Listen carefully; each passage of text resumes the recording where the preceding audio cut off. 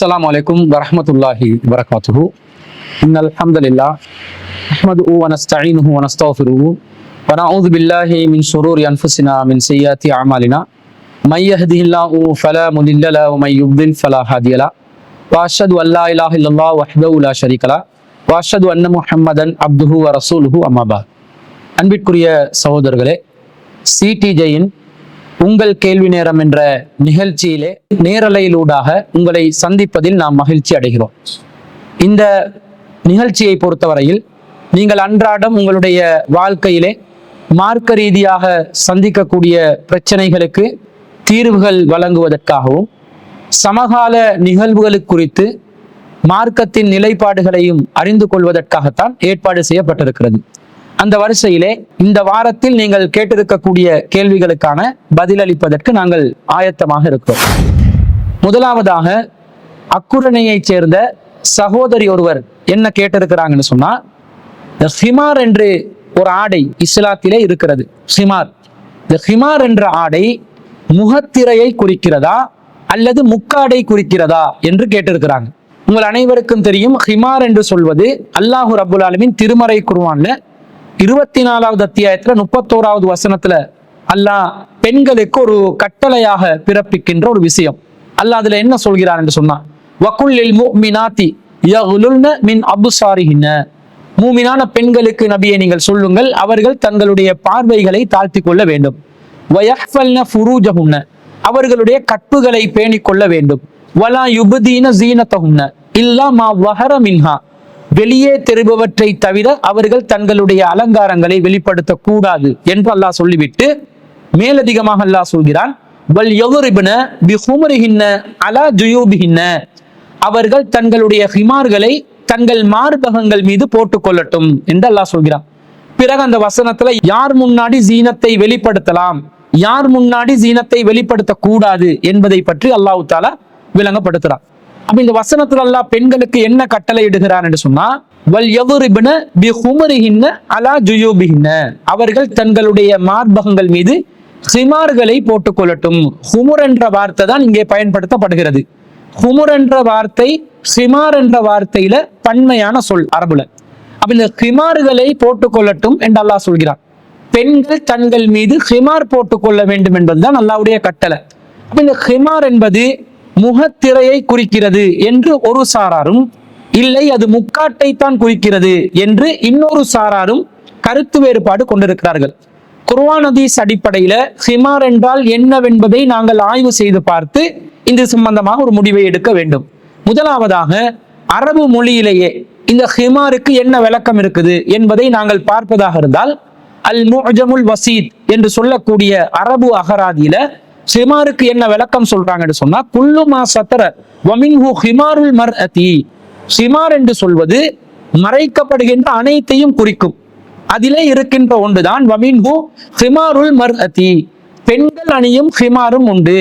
வஹுவ ஸௌபுன் துகத்தி பிஹி ரஸா, அது ஒரு ஆடை, அதன் மூலம் பெண் தன்னுடைய தலையை மறைத்துக் கொள்வாள் என்று அல் முஅஜமுல் வசீத்ல ஹிமாருக்கு விளக்கம் சொல்லப்படுது. அப்ப ஹிமார் என்று பொதுவாக அன்றைய காலத்துல எல்லாத்தையும் மறைப்பதற்காக ஹிமார் என்றது கர்டன் என்ற கருத்துல மாதிரி பயன்படுத்தப்பட்டிருந்தாலும், பொதுவாக பெண்கள் தங்களுடைய தலையை மறைப்பதற்கு பயன்படுத்துகின்ற ஆடையாகத்தான் ஹிமார் என்ற வார்த்தை பயன்படுத்தப்பட்டுள்ளது என்று அந்த மோஜமுல் வசீத்ல நாங்க பார்க்கிறோம்.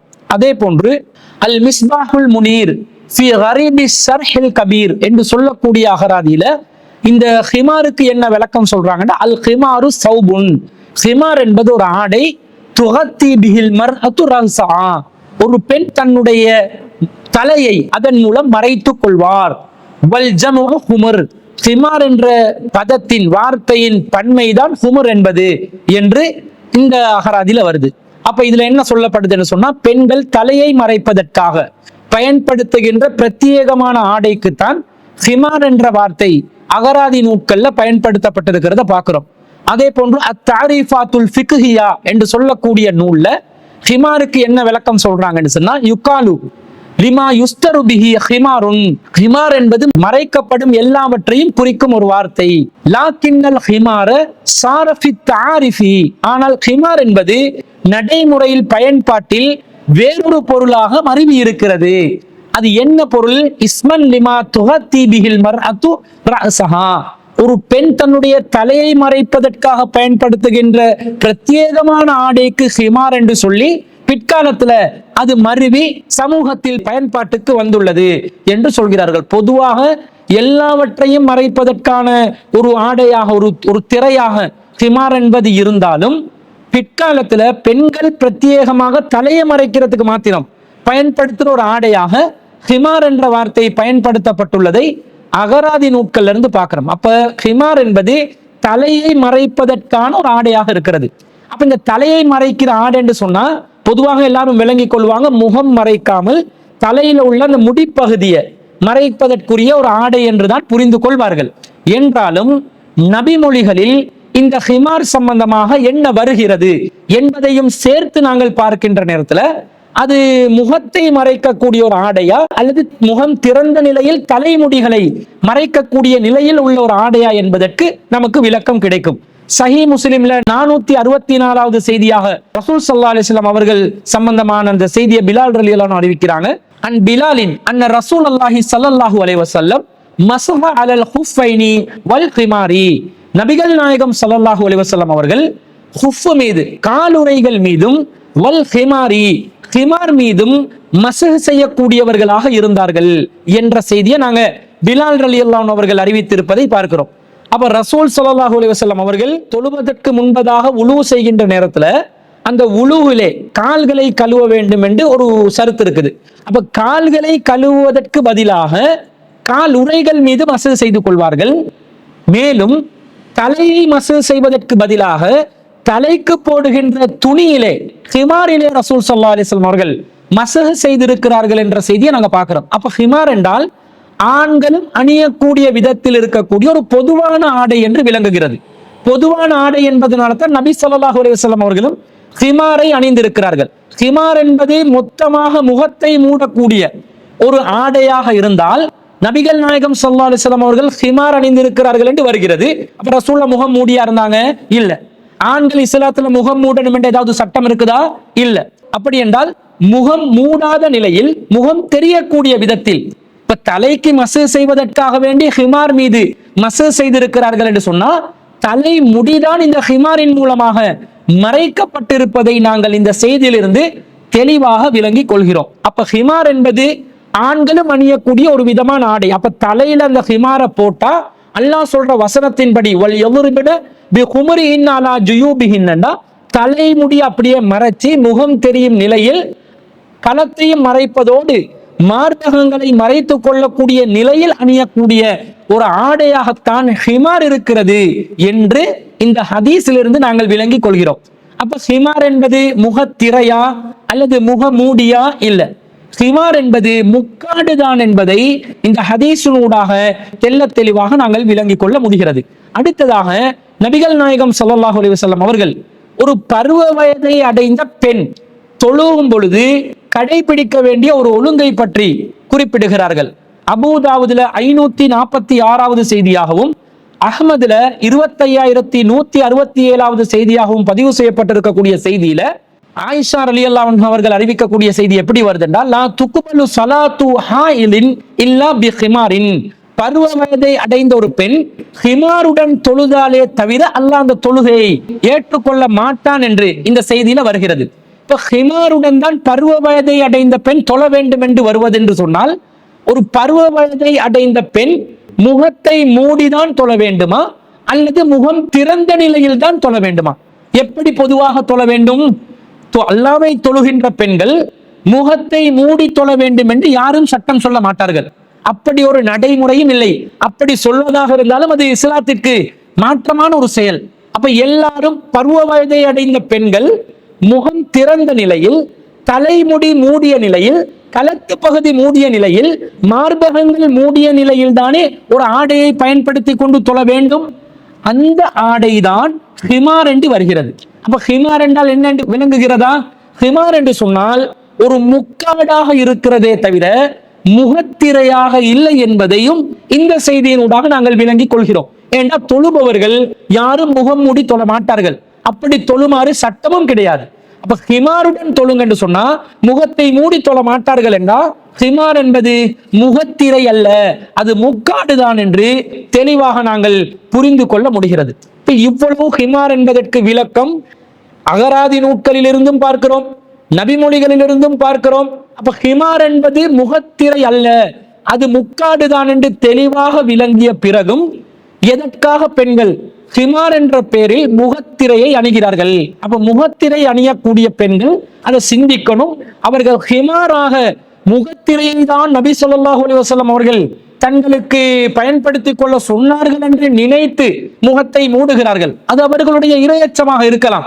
ஆனா நபி மொழிகள்ல என்ன வருது? அல்லாஹ் ஹிமார போட சொல்லிட்டான். அந்த ஹிமார் என்பதற்கு விளக்கம் அல்லாஹ்வின் தூதருடைய ஹதீஸிலிருந்து நமக்கு முக்காடுதான் என்று தெளிவாக கிடைக்கிறது. அப்படி எனும்போது முகத்திரை என்று அதற்கு யாரு மொழியாக்கம் செய்தார்கள், யார் அந்த கருத்தை சமூகத்திலே முன்வைத்தார்கள் என்பதை அந்த முகத்திரையை அணியக்கூடியவர்கள் தான் அதை ஆய்வு செய்து பார்க்க வேண்டும். இன்னும் சொல்ல போனால் நபி ஸல்லல்லாஹு அலைஹி வஸல்லம் அவர்களுடைய காலத்துல ஹாரிசா பின் சுராக்கா அல் அன்சாரி ரலியல்லாஹு அன்ஹு அவர்கள் பத்ர் போர்க்களத்துல அம்பு தாக்கப்பட்ட நிலையில் ஷஹீதாகுகிறார்கள். அன்னாருடைய தாயார் நபிகள் நாயகம் ஸல்லல்லாஹு அலைஹி வஸல்லம் அவர்களிடம் வந்து, யா ரசூலல்லாஹ், அல்லாஹ்வின் தூதரே, கது அலிம்த மௌகி ஹாரிசா மின் கல்வி, ஹாரிசாவுக்கு என்னுடைய இதயத்தில் எப்படிப்பட்ட ஒரு இடம் இருக்கிறது என்று உங்களுக்கு நன்றாக தெரியும். ஃபைன் கான ஃபில் ஜன்னதி லம் அப்கி அலைஹி, அவர் சொர்க்கத்தில் இருப்பார் என்று சொன்னால் நான் அவருக்காக வேண்டி ஒருபோதும் அழப்போவதில்லை. வ இல்லா சௌஃப தராமா அஸ்னஉ, ஆனா அப்படி மட்டும் இல்லாவிட்டால் நான் என்ன செய்ய போகிறேன் என்பதை நீங்களும் பார்க்கத்தான் போகிறீர்கள் என்று நபி ஸல்லல்லாஹு அலைஹி வஸல்லம் அவங்களிடம் சொல்கிறார்கள். அப்ப ரசூலுல்லாஹ் சொல்றாங்க, ஹபில்தி அஜன்னத்து வாஹிதா ஹிய இன்னஹா ஜினானுன், நீ ஒரு சொர்க்கம் மட்டும்தான் இருக்கிறது என்று நினைத்துக் கொண்டிருக்கிறாயா? சொர்க்கத்தில் பல படித்தரங்கள் இருக்கிறது.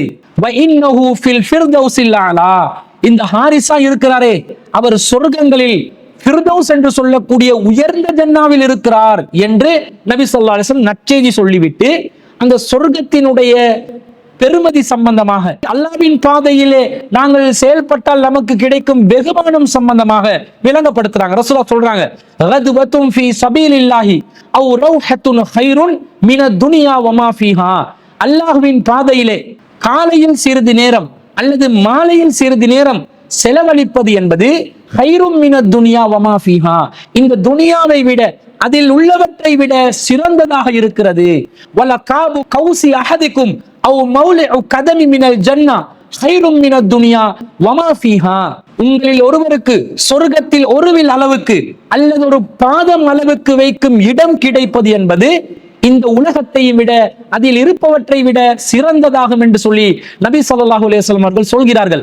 அதே போன்று ரசூலுல்லாஹ் சொல்றாங்க, வலு அன்னம்ரஅத்தன் மின் நிசாஇ அஹ்லில் ஜன்னா, சொர்க்கத்திலே இருக்கக்கூடிய பெண்களில் ஒரே ஒரு பெண் இத்தலஅத் இலல் அர்லி, இந்த பூமியை மாத்திரம் எட்டி பார்ப்பாளேயானால் லஅலாஅத் மா பைனஹுமா, வானத்துக்கும் பூமிக்கும் இடைப்பட்ட எல்லா பகுதிகளுக்கும் அது வெளிச்சமாக இருக்கும் என்று நபி ஸல்லல்லாஹு அலைஹி வஸல்லம் அவர்கள் கூறுகிறார்கள். மேலும் சொல்கிறார்கள், வல மலஅத் மா பைனஹுமா ரீஹன், அப்பகுதிகளில் இருக்கக்கூடிய எல்லா இடங்களையும் அது நறுமணத்தால் கமிழும் என்று நபி ஸல்லல்லாஹு அலைஹி வஸல்லம் அவர்கள் சொல்லிவிட்டு சொல்கிறார்கள், வல நசீஃபுஹா யானில் ஹிமார, சொர்க்கத்தில் இருக்கும் பெண்ணுடைய ஹிமார் இருக்கிறதே, முக்காடி இருக்கிறதே, கைரும் மினத் துன்யா வமா ஃபீஹா, அது இந்த துனியாவை விட அதில் இருப்பவற்றை விட சிறந்ததாகும் என்று நபி ஸல்லல்லாஹு அலைஹி வஸல்லம் அவர்கள் சொல்லக்கூடிய செய்தியை நாங்க புகாரியில 6567வது செய்தியா பார்க்கிறோம். சொர்க்கத்துல பெண்களும் ஹிமாருடன் இருப்பார்களா? இப்ப சொர்க்கத்துல பெண்கள் ஹிமாருடன் இருந்தால் முக்காடு போட்டு இருப்பார்களா, முகத்திரையோடு இருப்பார்களா? சொர்க்கத்தில் அல்லாஹ் தஆலா முகத்திரையை போட்டு முகத்தை மறைக்கக்கூடிய நிலையிலே அல்லாஹ் வச்சிருப்பான். சொர்க்கத்தில் அனைவரும் பார்ப்பார்கள், அனைவரும் சலாம் சொல்லிக் கொள்வார்கள், அனைவரும் அழகாக இருப்பார்கள், அனைவரும் ஜோடிகளுடன் இருப்பார்கள் என்று அல்லாஹ் தஆலாவும் அல்லாஹ்வுடைய தூதரும் பல இடங்கள்ல சொல்லி இருக்கும் பொழுது ஹிமார் அணிந்து முகத்திரையை போட்டு தான் சொர்க்கத்துல பெண்களும் இருக்க போறாங்களா? அப்ப இதெல்லாத்தையும் பார்க்கும் பொழுது என்ன விளங்குகிறது? ஹிமார் என்பது முகத்திரை அல்ல, அது முக்காடு தான். அப்ப முக்காடை தான் அல்லாஹ் மூமினான பெண்களுக்கு போட்டுக் கொள்ளுமாறு கட்டளையிடுகிறான். ஹிமாரை போட்டுக் கொள்ளுங்கள் என்பது முக்காடை குறிக்கிறதே தவிர முகத்திரையை குறிக்கவில்லை என்பது இந்த சொன்ன சான்றுகளிலிருந்து தெளிவாக விளங்குகிறது. எனவே மூமினான பெண்கள் மீது ஹிமார் தான் போட்டுக் கொள்வது கடமையாக இருக்கிறது. ஹிமார் என்பது முக்காடு தான் என்பது தெளிவாக ஹதீஸ் ஆதாரங்களிலிருந்து தெரிகிறது. எனவே மூமினான பெண்கள் முகத்திரை அணிவது மார்க்கத்திலே தவிர்த்து கொள்ள வேண்டும். முக்காடு தான் அவர்கள் அணிய வேண்டும். அந்த முக்காடு அணியும் போது தலைமுடி தெரியாதவாறு, களத்து பகுதி தெரியாதவாறு, முகத்தை தெரியக்கூடிய விதத்தில், மார்பகங்களை மறைக்கக்கூடிய விதத்தில் அது முழுமை பெற்ற ஒரு முக்காடாக இருக்க வேண்டும் என்பதும் பெண்கள் விளங்கிக் கொள்ள வேண்டும். அன்பிற்குரிய சகோதரர்களே, பதுல்லையை சேர்ந்த சகோதரர் ரியாஸ் அவர்கள் ஒரு கேள்வியை கேட்டிருக்கிறார். அவர் என்ன கேட்கிறார் என்று சொன்னா, பெண்கள் முக்காடு போட்டு மறைக்கும் பொழுது முழுவதுமாக தலைமுடியை மறைக்க வேண்டுமா அல்லது சாதாரணமாக மறைத்து கொண்டால், ஓரளவு மறைத்து கொண்டால் போதுமா என்று கேட்கிறார். அதாவது பெண்கள் முக்காடு போடணும் என்று வருது, ஹிமார போடுங்க என்று வருது. ஹிமார் என்றால் முக்காடு தான் என்பதை குர்ஆனிலிருந்தும் ஹதீஸிலிருந்தும் அகராதி நூட்களிலிருந்தும் நாங்கள் தெளிவாக தெரிந்து கொள்ள முடிகிறது. அப்படி இருக்கும் பொழுது இந்த முக்காடை தலைமுடி முழுசா மறையக்கூடிய விதத்தில் அணிய வேண்டுமா அல்லது சாதாரணமாக தலையில் ஒரு பகுதி மாத்திரம் மறைத்து கொண்டால் போதுமானதா என்று அந்த சகோதரர் கேட்கிறார். அன்பிற்குரியவர்களே, அல்லாஹ் தஆலா வல் யதுரிபன பிஹுமரிஹின்ன அலா ஜுயூபிஹின்ன, பெண்கள் தங்களுடைய ஹிமார்களை, முக்காடுகளை மார்பகங்கள் மீது போட்டுக் கொள்ளுமாறு அல்லாஹ் சொல்கிறார். அப்ப முகத்தை மறைக்காத நிலையில், தலைமுடி மறையக்கூடிய நிலையில்தான் பெண்கள் முக்காடுகளை போட்டுக்கொள்ள வேண்டும். முக்காடு போட்டா முகம்தான் தெரிய வேண்டும், தலைமுடி தெரிய முடியாது. ஏண்டா ஹிமார் என்பது தலையை மறைக்கக்கூடிய ஒரு ஆடை தான் என்று நாங்கள் அகராதி நூட்கள்ல பார்க்கிறோம். நபி ஸல்லல்லாஹு அலைஹி வஸல்லம் அவர்களும் ஹிமாரை அணிந்திருக்கிறார்கள். மசூ செய்வதற்காக நபி ஸல்லல்லாஹு அலைஹி வஸல்லம் அவர்கள் காலுறைகள் மீது மசூ செய்வதை போன்று தலையில் மசூ செய்வதற்கு பதிலாக ஹிமார் மீது மசூ செய்திருக்கிறார்கள். அப்ப ஹிமார் மீது மசூ செய்கிறார்கள் என்றால் தலைமுடிய தொட முடியாத நிலையில் இருந்ததனால் தான் ஹிமார் மேல மசூ செய்யறாங்க. அப்ப தலைமுடி மறையக்கூடிய நிலையில்தான் ஹிமார் அணிந்திருந்தார்கள் என்பது அதன் மூலம் தெரிகிறது. அப்ப ஹிமார் முக்காடு அணியக்கூடிய பெண்கள் தலைமுடியில் வெளியே தெரியும் விதத்தில் அணிவதற்கு மார்க்கத்தில் அனுமதி இல்லை. அதை சரியாக அவர்கள் கடைபிடிக்க வேண்டும். களத்து பகுதி மறைய வேண்டும், மார்பகங்கள் பகுதி மறைய வேண்டும். இப்படி ஒரு முழுமை பெற்ற ஒரு ஹிமாராக, முக்காடாகத்தான் அது இருக்க வேண்டும் என்பதை நாங்கள் விளங்கிக் கொள்கிறோம். மேலதிகமாக ஒரு செய்தி வருகிறது. ரசூல் ஸல்லல்லாஹு அலைஹி வஸல்லம் அவர்கள் ஃபாத்திமா ரலியல்லாஹு அன்ஹா அவர்களுக்கு, தங்களுடைய அன்பான மகளுக்கு ஒரு அடிமையை அன்பளிப்பு செய்கிறார்கள். பிறகு ரசூல் அந்த அடிமையுடன் ஃபாத்திமா ரலியல்லாஹு அன்ஹா அவர்களிடம் வருகிறார்கள். அண்ணன் நபிய ஸல்லல்லாஹு அலைஹி வஸல்லம் அத்தா ஃபாத்திமத பி அப்தின், நபி ஸல்லல்லாஹு அலைஹி வஸல்லம் அவர்கள் ஃபாத்திமாவிடம் ஒரு அடிமையுடன் வந்தார்கள். கான கது வஹபஹு லஹா, அந்த அடிமையை ஃபாத்திமா ரலியல்லாஹு அன்ஹா அவர்களுக்கு ரசூலுல்லாஹ் அன்பளிப்பு செய்திருந்தார்கள். அப்போது வஅலா ஃபாத்திமத ரலியல்லாஹு அன்ஹா ஸௌபுன், ஃபாத்திமா ரலியல்லாஹு அன்ஹா அவர்களுக்கு ஒரு ஆடை இருந்தது. இதா கன்னஅத் பிஹி ரஅஸஹா லம் யப்லுக் ரிஜ்லைஹா, அதன் மூலம் தனது தலையை ஃபாத்திமா ரலியல்லாஹு அன்ஹா அவர்கள் மறைத்துக் கொண்டால் கால்களை அது அடையாத நிலையில், கால்கள் தென்படும் நிலையில் இருந்தது. வைதா கத்தத் பிஹி ரிஜ்லைஹா லம் யப்லுக் ரஅஸஹா, கால்களை மறைத்துக் கொள்ளக்கூடிய நிலையில் இருந்தால் அது தலையை மறையக்கூடிய நிலையில் இல்லை, தலையை அடையவில்லை. இந்த நிலையை நபி ஸல்லல்லாஹு அலைஹி வஸல்லம் அவர்கள் பார்க்கிறார்கள். ஃபலம்மா ரஅன் நபியு ஸல்லல்லாஹு அலைஹி வஸல்லம், ரசூல் ஸல்லல்லாஹு அலைஹி வஸல்லம் இந்த நிலையை பார்த்த உடனே மா தல்கா, ஃபாத்திமா ரலியல்லாஹு அன்ஹா அவர்கள் கஷ்டப்படும் இந்த நிலையை பார்த்த உடனே ரசூலுல்லாஹ் சொல்றாங்க, இன்னஹு லைஸ அலைக பாசுன், ஃபாத்திமாவே உங்கள் மீது எந்த குற்றமும் இல்லை. இன்னமா ஹுவ அபூகி வ குலாமுகி, உங்களோடு தற்போது இருப்பது உங்களுடைய தந்தையும் உங்களுடைய அடிமையும் தான். அப்ப தந்தை முன்னாடி, அடிமை முன்னாடி நீங்க இந்த ஹிமார் சட்டத்தை கடைபிடிக்கணும் என்றது இல்லை. திருக்குர்ஆன்ல 24வது அத்தியாயத்துல 31வது வசனத்திலையும் பணியாளர்கள் முன்னாடி, நீங்கள் அடிமைகள் முன்னாடி ஹிமாரை நீங்கள் இல்லாமல் இருப்பது, ஹிமார் குறைவான நிலையில் இருப்பது தவறு இல்லை என்று அல்லாஹ் அனுமதி கொடுத்திருக்கிறார். அதனாலதான் ரசூலுல்லாஹ் சொல்றாங்க, ஃபாத்திமாவை உங்களோடு பக்கத்தில் இருப்பது உங்களுடைய தந்தை, என் முன்னாடி நீங்கள் ஹிமாரை முழுவதுமாக பேணாமல் இருப்பது தப்பு இல்லை. அடுத்ததாக இருப்பது உங்களுடைய அடிமை, உங்களுடைய அடிமை முன்னாடி நீங்கள் ஹிமார் முழுவதுமாக இல்லாமல் இருப்பது தவறு இல்லை என்று நபி ஸல்லல்லாஹு அலைஹி வஸல்லம் அவர்கள் சொன்ன செய்தி சுனன் அபூ தாவூதுல 4106வது செய்தியா பார்க்கிறோம். அப்ப இதுல இருந்து என்ன விளங்குது? தடுக்கப்பட்ட உறவுகளிடம், மஹரமான உறவுகளிடம் ஹிமார் குறைவான நிலையில் இருந்தால் தப்பு இல்லை என்று விளங்குகிறது. அதிலிருந்து எங்களுக்கு என்ன தகவல் மேலதிகமாக தெரிகிறது? யாரு மஹரமான உறவுகள் இல்லையோ அவர்கள் முன்னாடி ஹிமாரை சரியாக பேணிக் கொள்ள வேண்டும். ஃபாத்திமா ரலியல்லாஹு அன்ஹா அவர்கள் தலையை மறைக்க போனா கால் விளங்குற நிலை, காலை மறைக்க போனா தலை விளங்குற நிலையில இருந்தாங்க, தடுமாறிக்கொண்டு இருந்தாங்க.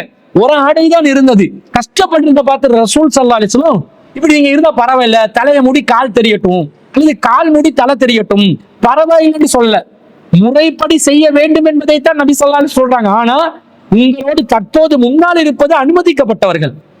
இஸ்லாத்தில் யாரு மஹ்ரம் என்று சொல்லப்பட்டதோ அவர்கள் தான் இருக்கிறார்கள்.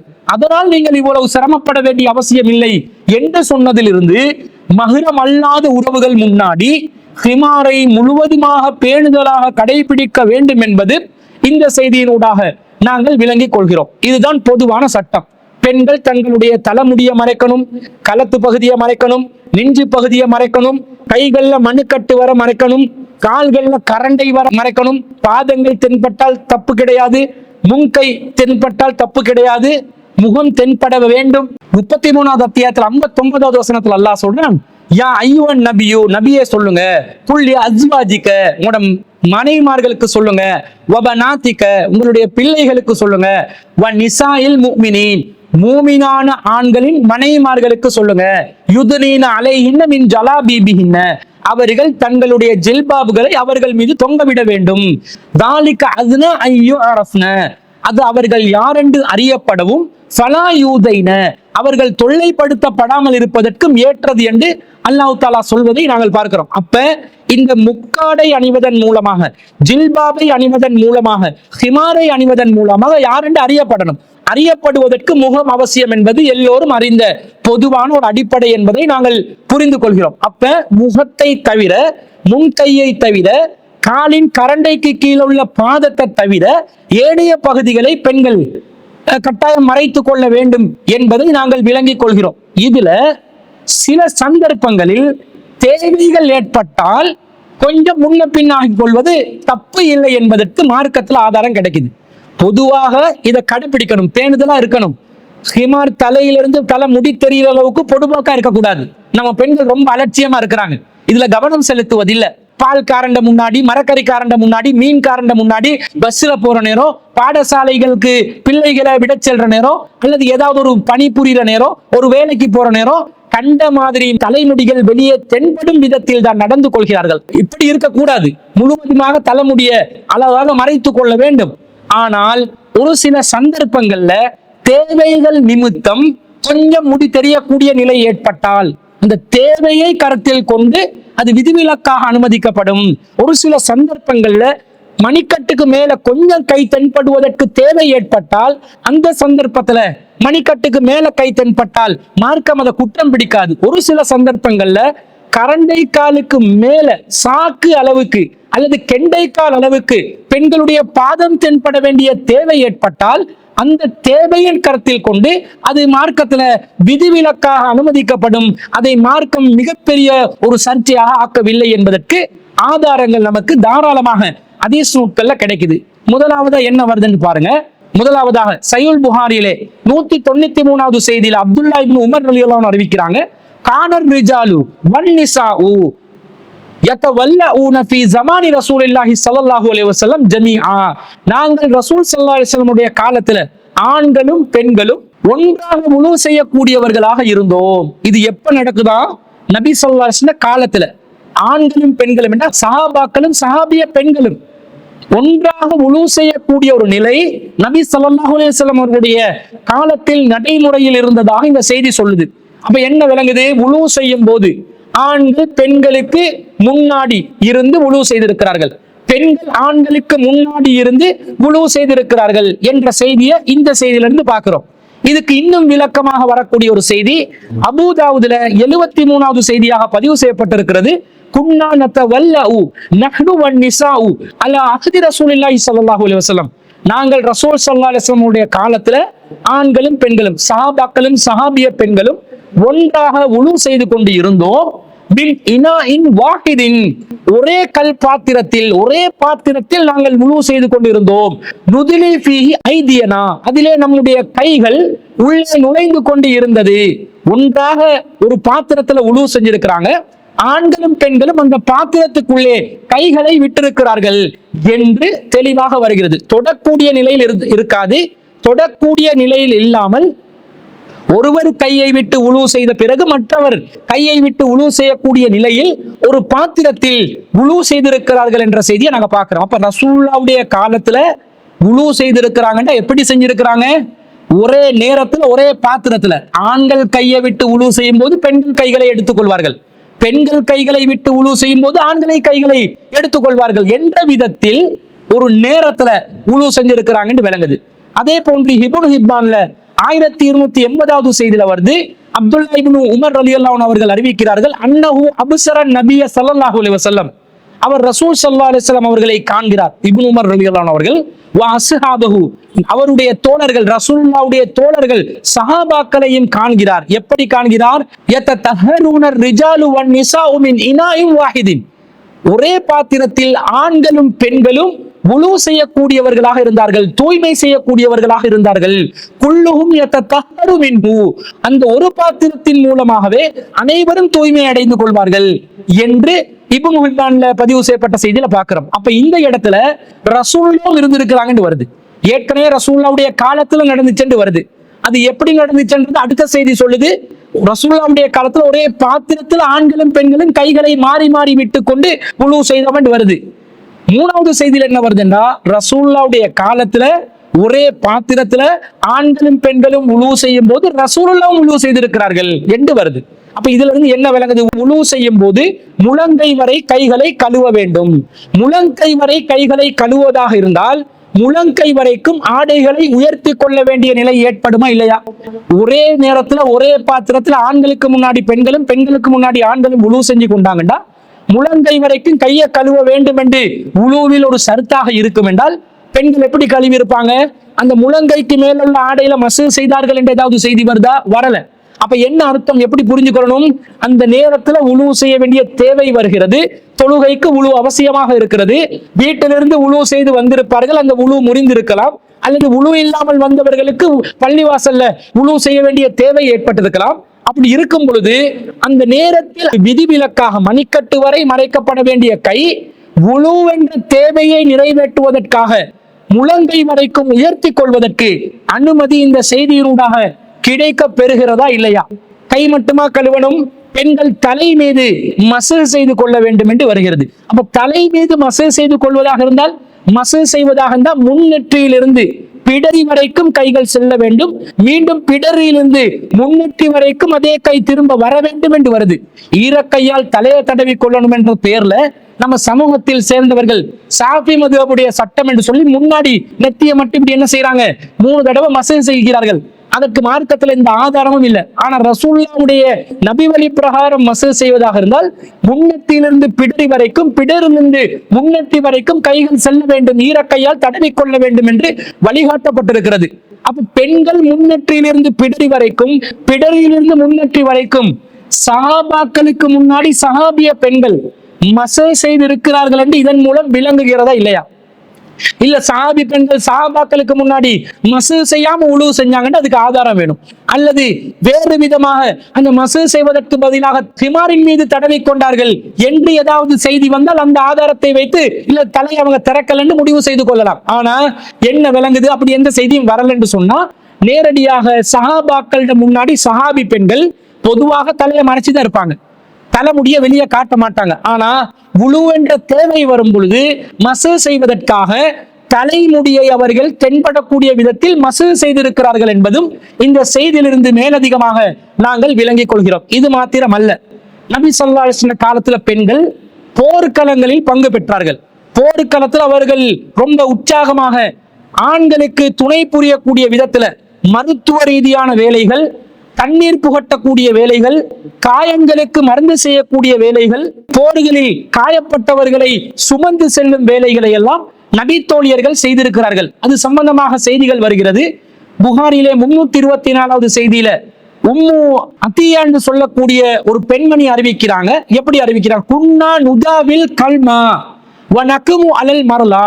நாங்கள் நபி ஸல்லல்லாஹு அலைஹி வஸல்லம் அவர்களுடைய காலத்துல காயமுட்டவர்கள், போர்க்களத்தில் காயப்பட்டவர்களுக்கு மருந்திடுவோம், நோயாளிகளை கவனத்தில் கொள்வோம் என்ற செய்தியை நாங்க பார்க்கிறோம்.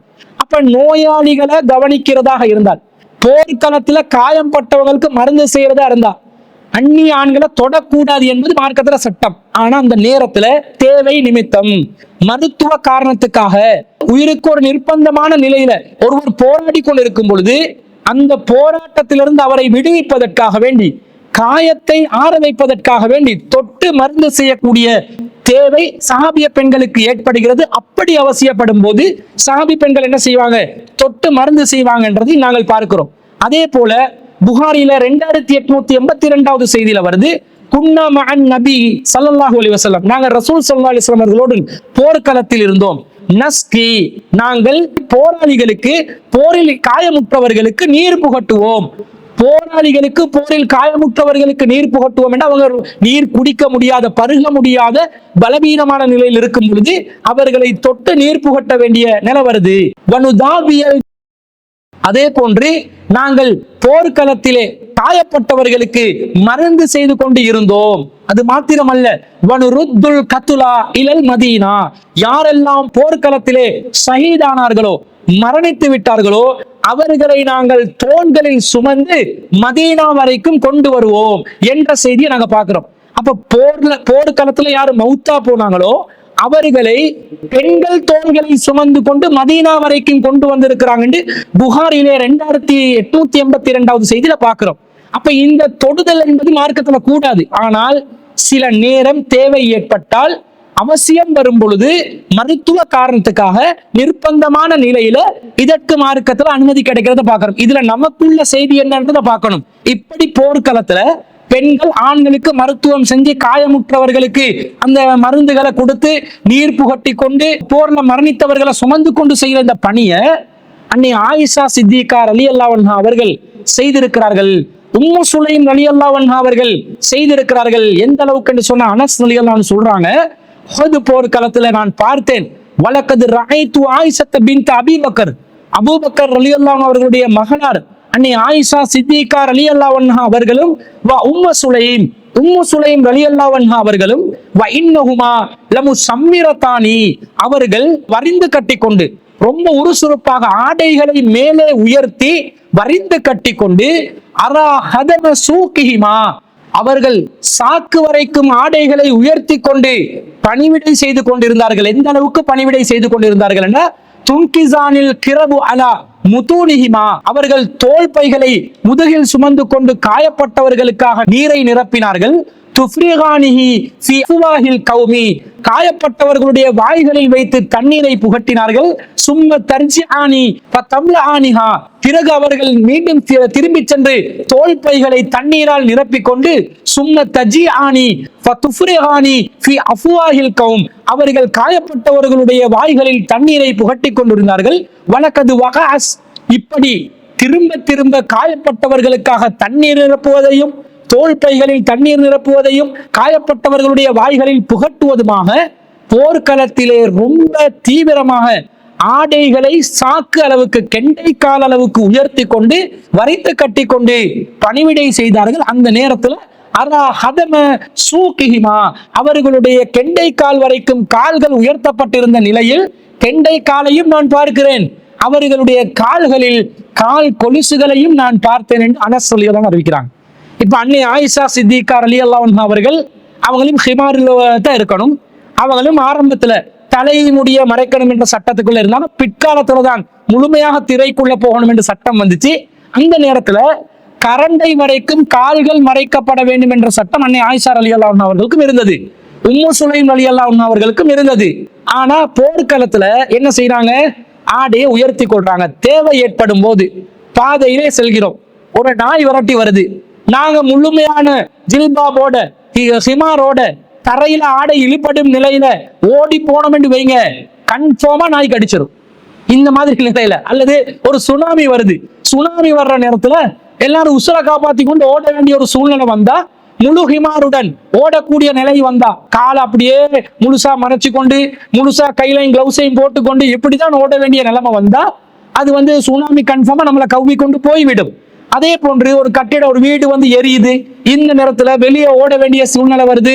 அப்ப முழுசாக ஹிமார போட வேண்டிய நாங்க கொஞ்சம் முன்ன பின்னானால் தேவையை கருத்தில் கொண்டு இந்த மாதிரி சூழ்நிலையில முன்ன பின் ஆடை விலகினால் மார்க்க ரீதியாக தப்பு இல்லை என்றது இந்த செய்திகள் இருந்து பார்க்கிறோம். ஆனா இந்த தேவை இல்லாத நிமித்தம் கண்டிப்பாக முகத்தை தவிர தலை பகுதி மறைக்கப்பட வேண்டும், கழுத்து பகுதி மறைக்கப்பட வேண்டும், நெஞ்சு பகுதி மறைக்கப்பட வேண்டும், மணிக்கட்டு வரை கைகள் மறைக்கப்பட வேண்டும், கரண்டை வரை கால்கள் மறைக்கப்பட வேண்டும் என்பதுல எந்த மாற்று கருத்தும் இல்லை. அதுல பேணுதலாக இருக்க வேண்டும். ஆனா இது போன்று விதிவிலக்கான நிலைகள் வந்தால் இந்த மாதிரி கொஞ்சம் முன்ன பின்ன தேவை நிமித்தம் செய்து கொண்டால் மார்க்க ரீதியாக அது தப்பு கிடையாது. ஒரு மருத்துவரிடம் செல்கிறோம், அவர் பிரஷரை பாக்குறாரு, கையை பிடிக்க வேண்டிய சூழ்நிலை வருது, அல்லது அவர் ஸ்டெத்தஸ்கோப்பால முதுக தொட்டு அந்த நம்முடைய ஹார்ட் பீட் எந்த அளவுக்கு வேலை செய்து பல்ஸை பார்க்க வேண்டிய தேவை ஏற்படலாம், அல்லது கையிலேயே முன்கையை பிடிச்சி பல்ஸை பார்க்கலாம், அல்லது தலையில ஏதாவது காயமா இருந்தா அந்த மருத்துவருக்கு தலையில உள்ள காயத்தை காட்டுவதற்காக சிமார் அகற்ற வேண்டி வரலாம். இப்படி தேவைகள் ஏற்பட்டால் முன்ன பின்னான மார்க்க ரீதியா குற்றமாகாது. மற்றபடி பெண்கள் பேணுதலாக இருக்கணும். இதுக்காக மரக்கறிக்காரங்கிட்ட எல்லாம் தலைமுடியை காட்டி கொண்டு பால்காரனிடம், மோர்காரனிடம், பஸ் கண்டக்டரிடம், கண்டவனிடமும் இப்படி ஹிமாரு கொஞ்சம் முன்ன பின்னானா பரவாயில்லைன்னு சொல்லி சாதாரணமாக இருக்கக்கூடாது. பேணுதலாக அந்த விஷயத்துல நடக்கணும் என்றது இந்த செய்திகளில் இருந்து நாங்கள் விளங்கிக் கொள்கிறோம். அடுத்ததாக பரக்கா புலையை சேர்ந்த சகோதரி அம்மா அவர்கள் ஒரு கேள்வியை கேட்கிறாங்க. என்ன கேட்கிறாங்கடா, பெண்கள் மஹ்ரம் இல்லாத ஆண்களுக்கு முன் தங்க நகை அணிந்து கொண்டு செல்லலாமா, உதாரணத்துக்கு ரிங் போடலாமா, பிரேஸ்லெட் போடலாமா என்று கேட்கிறாங்க. அதாவது இஸ்லாமிய மார்க்கத்துல பெண்கள் தங்களுடைய அலங்காரத்தை மஹ்ரமான ஆண் அல்லாதவர்களிடம் வெளிப்படுத்தக்கூடாது என்று இஸ்லாத்துல இருக்குது. அல்லாஹ் தஆலா குர்ஆன்ல 24வது அத்தியாயத்துல 31வது வசனத்துல அல்லாஹ் சொல்றான், வகுல்லில் முஃமினாத்தி, மூமினான பெண்களுக்கு சொல்லுங்கள், யகுலுல்ன மின் அப்சாரிஹின்ன, அவர்கள் தங்கள் பார்வைகளை தாழ்த்தி கொள்ள வேண்டும், வயஹ்ஃபல்ன ஃபுரூஜஹுன்ன, தங்கள் கற்புகளை பேணிக் கொள்ள வேண்டும், வலா யுபதீன ஸீனத்தஹுன்ன, அவர்கள் தங்களின் அலங்காரத்தை வெளிப்படுத்த கூடாது, இல்லா மா ஸஹர மின்ஹா, தானாக வெளியே தெரிபவற்றை தவிர, வல் யضربن بخمرهن على جيوبهن, அவர்கள் தங்கள் ஹிமார்களை மார்பகங்கள் மீது போட்டுக்கொள்ள வேண்டும் என்று அல்லாஹ் சொல்றான். இந்த வசனத்துல அல்லாஹ் சொல்றான், வலா யுபதீன ஸீனத்தஹுன்ன இல்லா மா ஸஹர மின்ஹா, தானாக வெளியே தெரிபவற்றை தவிர அவர்கள் ஜீனத்தை வெளிப்படுத்திக் கொள்ள கூடாது. தானா வெளியே தெரிபவற்றை தவிர என்றால் என்ன என்று சொன்னா, ஒரு பெண் ஆடை அணியும் போது இஸ்லாம் சொல்லக்கூடிய விதத்துல முகம் தெரியக்கூடிய விதத்தில், முன்கை வரை கைகள் தெரியக்கூடிய விதத்தில், கரண்டைக்கு கீழே பாதங்கள் தெரியக்கூடிய விதத்தில் பெண்கள் ஆடை அணிந்தால் அந்த பெண்கள் அந்த தன்னை மறைத்துக் கொள்வதற்காக அணியக்கூடிய ஆடையில் ஒரு அலங்காரம் வெளிப்படும். ஒரு கலர் இருக்கும், அல்லது ஒரு சின்ன அளவுல சரி ஒரு டிசைன் இருக்கும், ஏதாவது ஒரு விதத்துல ஒரு அலங்காரம் வெளிப்படும். இந்த அலங்காரத்தை பொறுத்தளவுல அதை தவிர்த்து கொள்ள முடியாது. ஏனென்றால் அது ஏதாவது ஒரு ஆடையை போட்டு மறைக்கும் போது அந்த ஆடையில் உள்ள அலங்காரம் வெளியே தெரியத்தான் செய்யும். சில பேர் இதற்கு பதிலாக கருப்பு துணியை நாங்க அணிஞ்சு கொண்டா எந்த அலங்காரமும் வெளிப்படாது என்று சொல்லி கருப்பு துணியால முழுசா ஆடை அணியணும் என்ற மாதிரி ஒரு சட்டத்தை கொண்டு வந்துட்டாங்க. இப்ப கருப்பு துணியில ஆடை அணிய போன பெண்கள் என்ன செஞ்சிட்டாங்கன்னு சொன்னா, அதுல டிசைன் போட ஆரம்பிச்சுட்டாங்க. என்ன டிசைன், வௌவால் டிசைனு, சீக்கின்ஸ் நிரப்புவாங்க, கலர் கலரா விதவிதமா எம்ப்ராய்டரி டிசைன் வந்துருவாங்க, துபாய் அபாயாண்டுவான், குவைட் அபாயாண்டுவான், கட்டார் அபாயாண்டுவான், ஒவ்வொரு டிசைன்ல விதவிதமா என்ன செய்யறாங்க, கருப்புக்குள்ள வேலைமானத்தை போட்டு அதையும் அலங்காரம் ஆக்கிட்டாங்க. அப்ப இந்த அலங்காரத்தை பொறுத்தளவுல இதை தவிர்க்க முடியாதுன்றது அல்லாஹ்க்கு தெரியும் என்பதனாலதான் வலா யுபதீன ஸீனத்தஹுன்ன, அலங்காரத்தை வெளிப்படுத்தாதீங்க, இல்லாம ஸஹர மின்ஹா, தானா வெளியே தெரிபவற்றை தவிர, அது தெரியத்தான் செய்யும். ஒரு அலங்காரமும் இல்லாமல் ஆடை அணிய வேண்டும் என்று பெண்களுக்கு சட்டம் போடுறதா இருந்தா, கோணி இருக்குது, நம்ம இலங்கையில கோணி என்றுவாங்க, சாக்கு இருக்குதே, சாக்கால தான் ட்ரெஸ் தச்சு கொடுக்கணும். அந்த சாக்குலையும் என்ன செய்வாங்கன்னா கலர் கலரா பேர் போட்டு வச்சிருப்பான். ஏதாவது அரிசி மூட்டையா இருந்தா அந்த அரிசி மூட்டை கம்பெனியோட பேர் இருக்கும், அப்பயும் ஒரு அலங்காரம் வெளியத்தான் செய்யும். அல்லது சாக்குல தையல் போட்டு அந்த தையல் ஏதாவது டிசைன் தையலா போட்டாங்கன்னா அதுலயும் அலங்காரம் வெளிப்படத்தான் செய்யும். இதை தவிர்க்க முடியாது என்பதனால் இல்லாம ஸஹர மின்ஹா, தானா வெளியே தெரிபவற்றை தவிர அது அல்லாஹ் தஆலா மன்னிச்சிட்டான், பரவாயில்லை. ஆனா ஜீனத்தை அல்லாஹ் வெளிப்படுத்த வேணாம் என்றான். ஜீனத் என்றால் என்ன? ஜீனத் என்றால் இயற்கையான பெண்களின் அழகு என்பது ஜீனத் அல்ல. அது ஹுஸ்ன் என்ற வார்த்தை வருது, அல்லது ஜமால் என்ற வார்த்தையில வரும். இதுதான் இயற்கையாக தென்படக்கூடிய அழகு. ஜீனத் என்று சொன்னால் செயற்கையாக அழகை மெருகூட்டுவதற்காக வேண்டி, அதிகப்படுத்துவதற்காக சில உபகரணங்களூடாக, சில பொருட்களூடாக ஏற்படுத்தக்கூடிய அலங்காரம் தான் இந்த ஜீனத் என்பது. அழகு என்பது இயற்கையாக உடல்ல இருக்கக்கூடிய தோலின் வெண்மை அல்லது முகத்தின் அழகு அல்லது உடம்பின் அழகு அழகுல வந்துடும். அதை எப்படி வெளிப்படுத்தக்கூடாது? அல்ல எதை வெளிப்படுத்த வேணாம் என்றான்டா, ஜீனத்தை வெளிப்படுத்தாதீங்க. நீங்க எக்ஸ்ட்ராவா போடக்கூடிய, எக்ஸ்ட்ராவா நீங்க செயற்கையாக ஏற்படுத்தக்கூடிய அலங்காரம் இருக்குதே, அதை போட்டுறாதீங்க. பெண்கள் என்ன செய்வாங்கடா, புருவம் இருக்கும், அந்த புருவத்தை என்ன பண்ணுவாங்க, வெட்டி போட்டுருவாங்க. புருவம் சாதாரணமா இருக்கிற புருவத்துல ஒரு அலங்காரத்தை ஏற்படுத்துறாங்க. மூக்கு சாதாரணமா நல்லதா இருக்கும், ஆனா அந்த மூக்குனோட ஓட்டைய போட்டு அதுல ஒரு மூக்குத்திய போட்டு கொள்வாங்க. அப்ப அல்லாஹ் தஆலா திருக்குர்ஆன்ல இதை தடுக்கிறான். அந்த ஓட்டை போடுறது, உடம்புல மாற்றங்கள் ஏற்படுத்துவது அது சைத்தானுடைய காரியம். சைத்தான் அல்லாவிடம் பெற்றுக்கொண்ட ஒரு வரம் தான், அல்லாவிடம் மனிதர்களை வழிகெடுப்பதற்கு பயன்படுத்தக்கூடிய ஒரு முறையாக சொன்ன ஒரு விஷயம்தான் வல யுகையிரன்ன ஹல்கல்லா, அவர்கள் அல்லாஹ்வின் படைப்பில் மாற்றங்களை ஏற்படுத்துவார்கள். அப்ப மூக்குத்தி போட்டு மூக்க ஓட்டையாக்கி ஒரு அலங்காரத்தை மேலதிகமா என்ன செய்யறாங்க, எக்ஸ்ட்ரா கவர்ச்சியா இருக்கும். மூக்குத்தி போடும் பெண்கள் சாதாரண பெண்களை விட ஆண்களால் கவரப்படக்கூடிய நிலை இருக்கும். அது கண்டிப்பாக தவிர்த்து கொள்ள வேண்டிய ஒன்று. அடுத்தது என்ன பண்ணுவாங்க, உதட்டு சாயம் போடுவாங்க, லிப்ஸ்டிக் என்ற பேர்ல. அது தோல், அவங்களோட உதட்டு கருப்பா இருக்கும், அதை சிவப்பா காட்டணும்னு சொல்லி சோப்பா அடிச்சு கொள்வாங்க. பச்சையோ நீளமோ ஏதாவது ஒரு கலர்ல உதட்டுக்கு சாயத்தை போட்டு சாதாரணமா இருக்கிற ஜீனத்தை நாசமாக்குற ஒரு வேலையை சில பெண்கள் செய்து கொண்டிருக்கிறார்கள். இது இந்த உதட்டு சாயம் என்பது எக்ஸ்ட்ரா போன்ற ஒரு அழகு, எக்ஸ்ட்ரா ஒரு அலங்காரத்தை ஏற்படுத்திக் கொள்கிறார்கள். இது மார்க்கத்துல தடுக்கப்பட்டிருக்கிறது. அங்கு சில பேர் என்ன பண்றாங்கடா, இன்னைக்கு ஆபரணங்களை தொங்க விடுறதுக்கு இடம் தேடி இடம் கிடைக்காத காரணத்தினால உதட்டில குத்தி கொள்றாங்க. அதே போல இந்த மூக்குக்கு மேல குத்தி கொள்றாங்க, புருவத்துல குத்தி கொள்றாங்க. இந்த மாதிரி இந்த சைத்தானிய காரியங்களை செய்யக்கூடிய இந்த அலங்காரமும் இஸ்லாம் என்ன செய்யுது, இதை நீங்க வெளிப்படுத்தவே இயலா, கூடாது என்று தடுக்குது.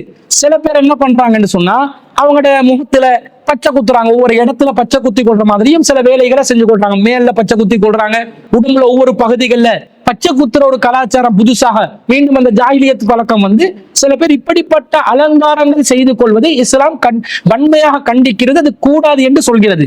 இந்த சகோதரி என்ன கேட்கிறாங்கடா, அப்ப நாங்க தங்க காப்பு போட்டா பரவாயில்லையா, மோதிரம் போட்டா பரவாயில்லையா, பிரேஸ்லெட் போட்டா பரவாயில்லையா, அது அல்லாஹ் தஆலா வலா யுபதீன ஸீனத்தஹுன் என்று சொல்லக்கூடிய அலங்காரத்தை வெளிப்படுத்த கூடாது என்று போட்டிருக்கிற அந்த தடைக்குள்ள அது உள்ளடங்காதா என்று கேட்கிறார்கள்.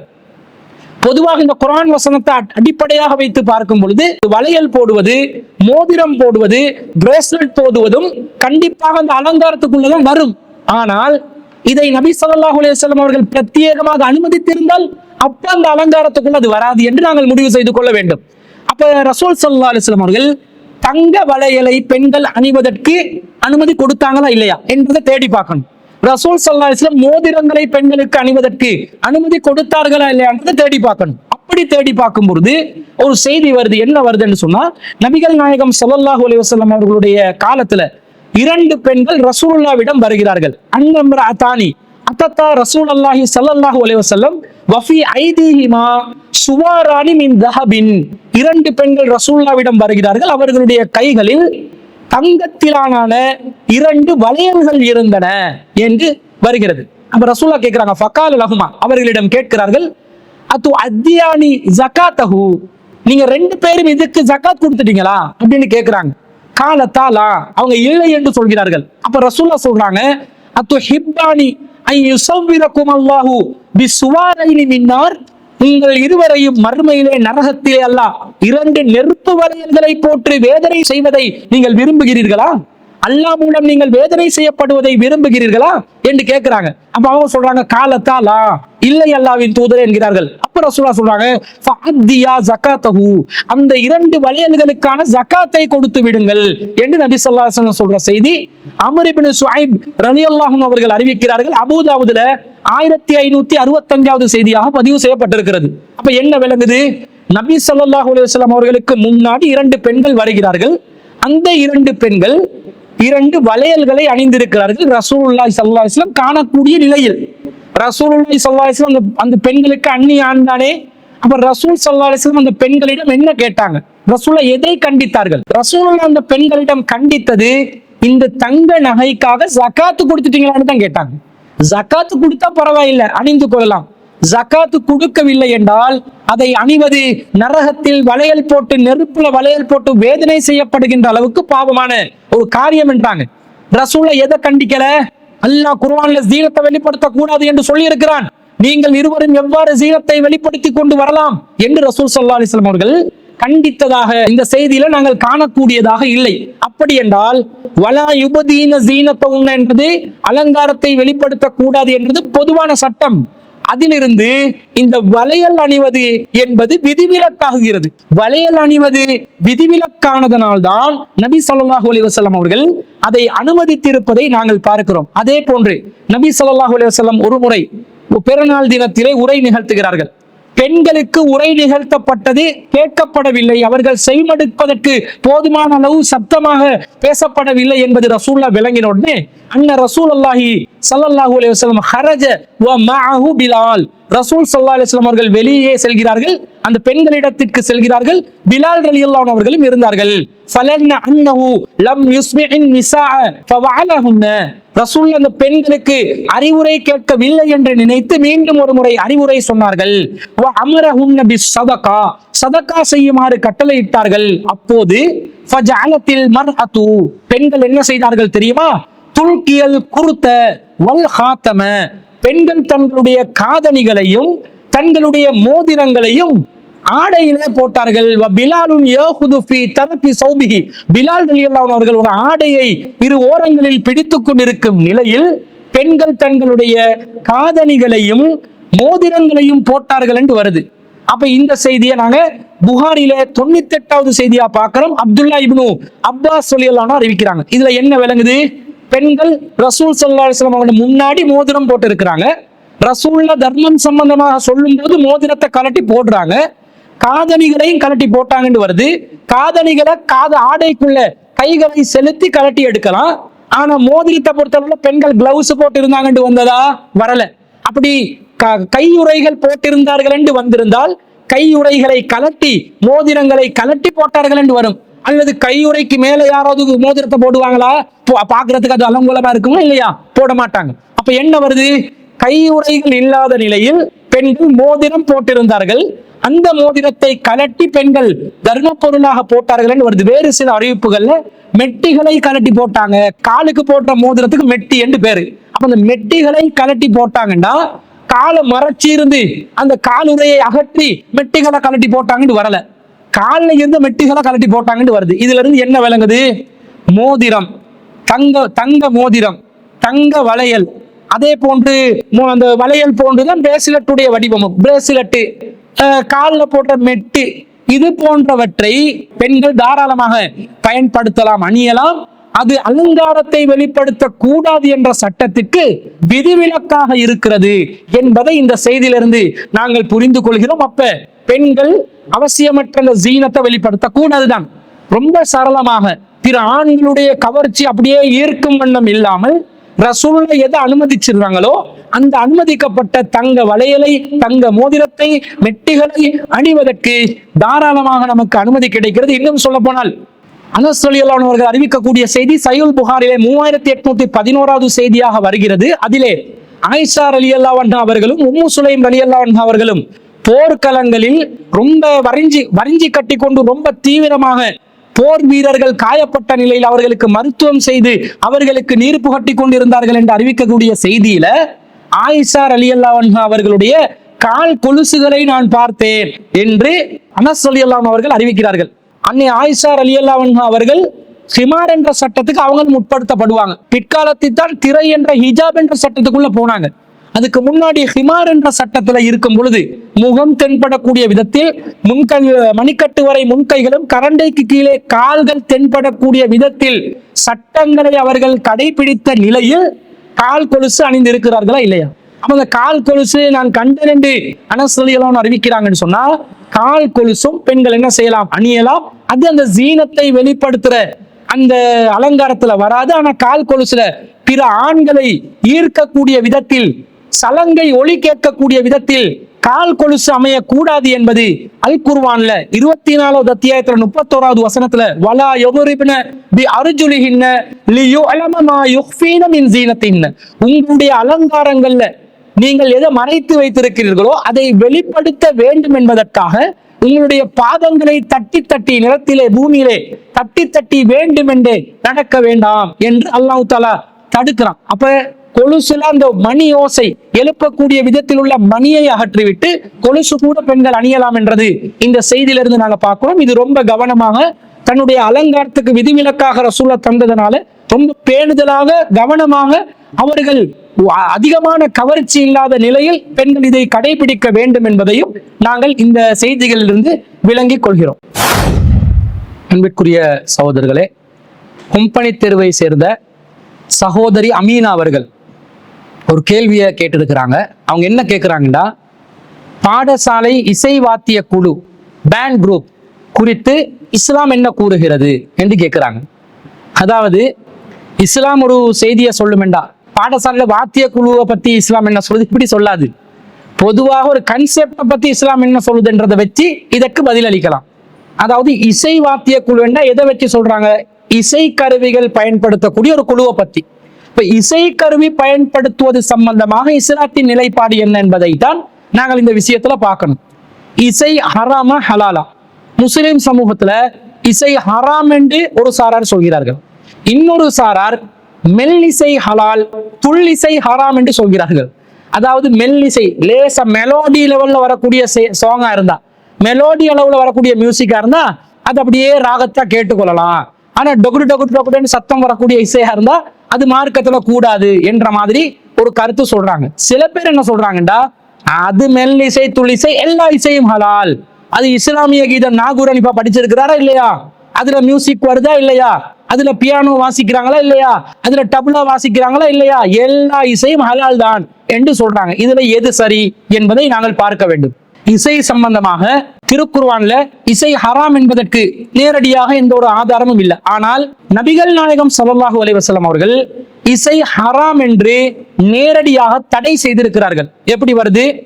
புகாரிலே 5590வது செய்தியில என்ன வருது என்று சொன்னா, லயகூனன்ன மின் உம்மத்தி அக்வாம், எனது உம்மத்திலே ஒரு சமூகம் வருவார்கள், சாரார் வருவார்கள், யஸ்தஹில்லூனல் ஹிர வல் ஹரீர, அவர்கள் விபச்சாரத்தையும் பட்டாடையும் ஹலாலாக்குவார்கள், வல் ஹம்ர வல் மஆசிஃப, மதுவையும் இசைக்கருவிகளையும் ஹலாலாக்குவார்கள் என்று நபி ஸல்லல்லாஹு அலைஹி வஸல்லம் அவர்கள் ஒரு எச்சரிக்கையை விடுக்கிறார்கள். எதிர்காலத்தில் ஒரு சமூகம் வரும், முஸ்லிம் சமூகத்திலே ஒரு சாரார் வருவார்கள், பட்டை ஹலாலாக்குவார்கள். பட்டு இஸ்லாத்தில் ஹராம், ஆனா இந்த சாரார் பட்டை ஹலாலாக்குவார்கள்.